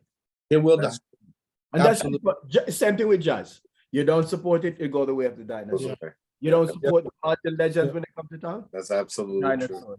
No, come to town, go to the shows, even if you've seen them before, buy the merchandise. Like, people don't understand how much, like, time and effort and love and sweat and blood we put into what we do. And, like, you know, just buying a t-shirt that we're trying to do, buy, you know, like click on a YouTube track and listen to it. You know, like, you know, like when someone shares their music, they're sharing their soul with you, their life. Like, you And know, you have gone to Mexico. About you and Colin, Yeah, can you share some of your experiences with the Southern California fan, what the scene is like, how people buy up t-shirts? I mean, I In see Derek Mexico- Morgan, and by the time we hit the stage with Derek Yeah. Morgan, all t-shirts are gone. This is Yeah. Yeah, all the teasers are gone. Everyone's singing Yeah. every lyric. everything. They love Everyone's singing every lyric. Everyone's hanging out. Everyone's staying till the very end and hanging Yeah. out. Yeah, Yeah, it's, and waiting. And it like, definitely. When I went to Mexico City, I was blown away. So much so that I played the show and I ended up with a small posse of people, and we walked the whole night. Like we saw at nighttime. It was the Yep. greatest thing. You know, Paulo Hammond and them, and you know, they're definitely carrying travelers. the torch. They're carrying the They're torch. definitely Right, they and, definitely have the scene. They have the like, scene. you know, in LA, like we are spoiled, but you know what? Like They are we've spoiled. we've been spoiled, but also like that. Some of it is a little bit of like steel sharpening steel is because we are so discerning and we are so tough on the bands and we're so tough on each other. That's why we get it. That's why we get better. That's why Well, we I get think there's like a two-fold sword there. You know what I Yeah. mean? Like, yeah, I agree with no, you. I think it's a two-fold sword. And I think that being tough though isn't like to be like construed as like being like hard ass and violent. Like no. you know Like what I mean, like tough on like how the music should be played and how this or that. Like we are. Yeah, I we think are we're tough just on a each lot. other. I think we have a lot of discipline at this point. Thanks to Joey Altruda. You know, There we definitely. go. There we go. King Joey. Yeah. Good. Yeah. Colin, final words. It always goes back to Joey. You asking me? Yes. Mhm. Oh, final words. Yeah, okay. So yeah, everyone on this panel, I just want to say I have a lot of respect. Actually, it's a killer band between the four of us. Good friend. Maybe one day we'll all get together. And yeah, Junior and Eric, thank you so much. I really appreciate you having me, and I'm sure the rest. And also, I just want to mention that at the end of July, I'm going to be subbing on guitar for Lord Brennan, Chris Brennan, for Western Standard Time in a show. You play for a guitar? show in Morro I Bay. didn't know that. Yeah, I'll be playing guitar. Congratulations. And yeah, thank you. And then I'll be singing on a few as well. So Very cool. that should be a fun show. Nice. And KREES, you have a very precious little Oh, look at that. Yeah, I got my little one right here. special guest. Perfect way Aw. to end the interview. Any final thoughts on your side? I know you have tons of great work coming up with the incredible Steady 45s who from these two last shows that we saw, and just one of the best, let me tell you. Yeah, I'm glad to be working with them. They're family to me. We've been homies for a long time, and you know, Fritz is doing great things out there with the English beat too. So I want to, of course, give him props, and you know, so I'm thankful for those guys, you know, being a part of the family, and but yeah, we got a lot of stuff coming up. We got Sierra Nevada, which is this weekend already. Okay, that's good. And yeah, we got other stuff planned in the future. I also got a lot of things coming up with the Aggrolites. Got a couple tours. We're going to Canada, playing Victoria Ska Fest, and then doing a tour in July with the Aquabats. Yes. So that'll be fun. Doing stuff with Western Standard Time, you know. You play with them too? Yeah, so I'll be flying out with them, doing Albuquerque. I'll be doing some shows with them, Nice. Fresno, and I'm sure we got some other gigs that I can't really think of on top of my head right now. But KREES, I'm gonna start a band and I need you to play drums.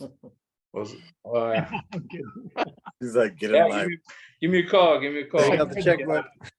Unfortunately, I couldn't play an instrument if my life depended on it. But no, this is, hey, guys, this has been wonderful. I can't wait for August 5th to come around. But really, thank you for. But we didn't ask these two gentlemen. Parting words. Sorry, Jeffrey and Spanky. Jeff, go ahead.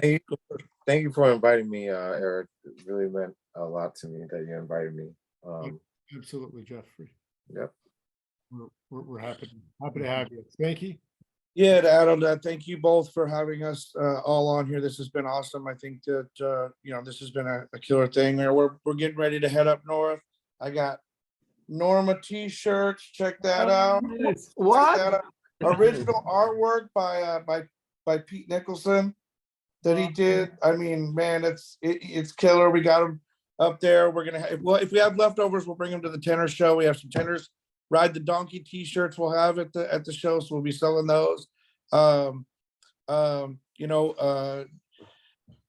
Hopefully we'll, in 10, 12, 20 years, we'll keep making music, keep doing the things we're doing. And, we're trying to do, what we can to help out as many artists as we can, doing what we do, and we can just keep on keeping on and keep doing it. And that's all we can do. But, much respect, blessings to both you guys, and thank you so much for having us. This has been a lot of fun. And Yeah, listen to Smoke and Mirrors on Escape Hatch. Check it out, folks. yes, absolutely. All right. So by design, I think we will meet. Some of you guys will meet up in Northern California this coming weekend. Yeah. All right, looking forward to it. Yep. Indeed. Yes, Thank you guys for having us. Yes, absolutely. man. Well, Thank thanks you. everyone. Later on, guys. Later on, Colin. See you soon. Yes. Guys, Want to say Thank thank you everyone All right, for ongoing guys. support. Take care. And Stay please on my- subscribe to this podcast series and our YouTube channel. Follow at History of Ska on Instagram, and join yours truly, Junor Francis, and of course, Yeah. Eric Kohler. Thank you again, Whoop, Junior. whoop. Always. And until next time, let's get out and support live music. And Folks, where they can find it. yes, This series is produced by Rockery Radio at Rockery_radio.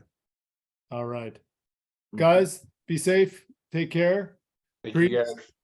Thanks for all you guys do, by the way, with the History of LA Ska. Like everything you guys 100%. post, you guys are consistent and keeps me informed too. So Thank you. all the Thank you. people, Yeah, Eric is a you guys are part. doing it right. Thank you guys. Yeah, the man with the vision. It takes a village, as they say. So keep up the amazing work and creative outlets that you love so much. So we'll see you all soon. Take care. Bye-bye. Yes, sir. Right. Thanks, Junior.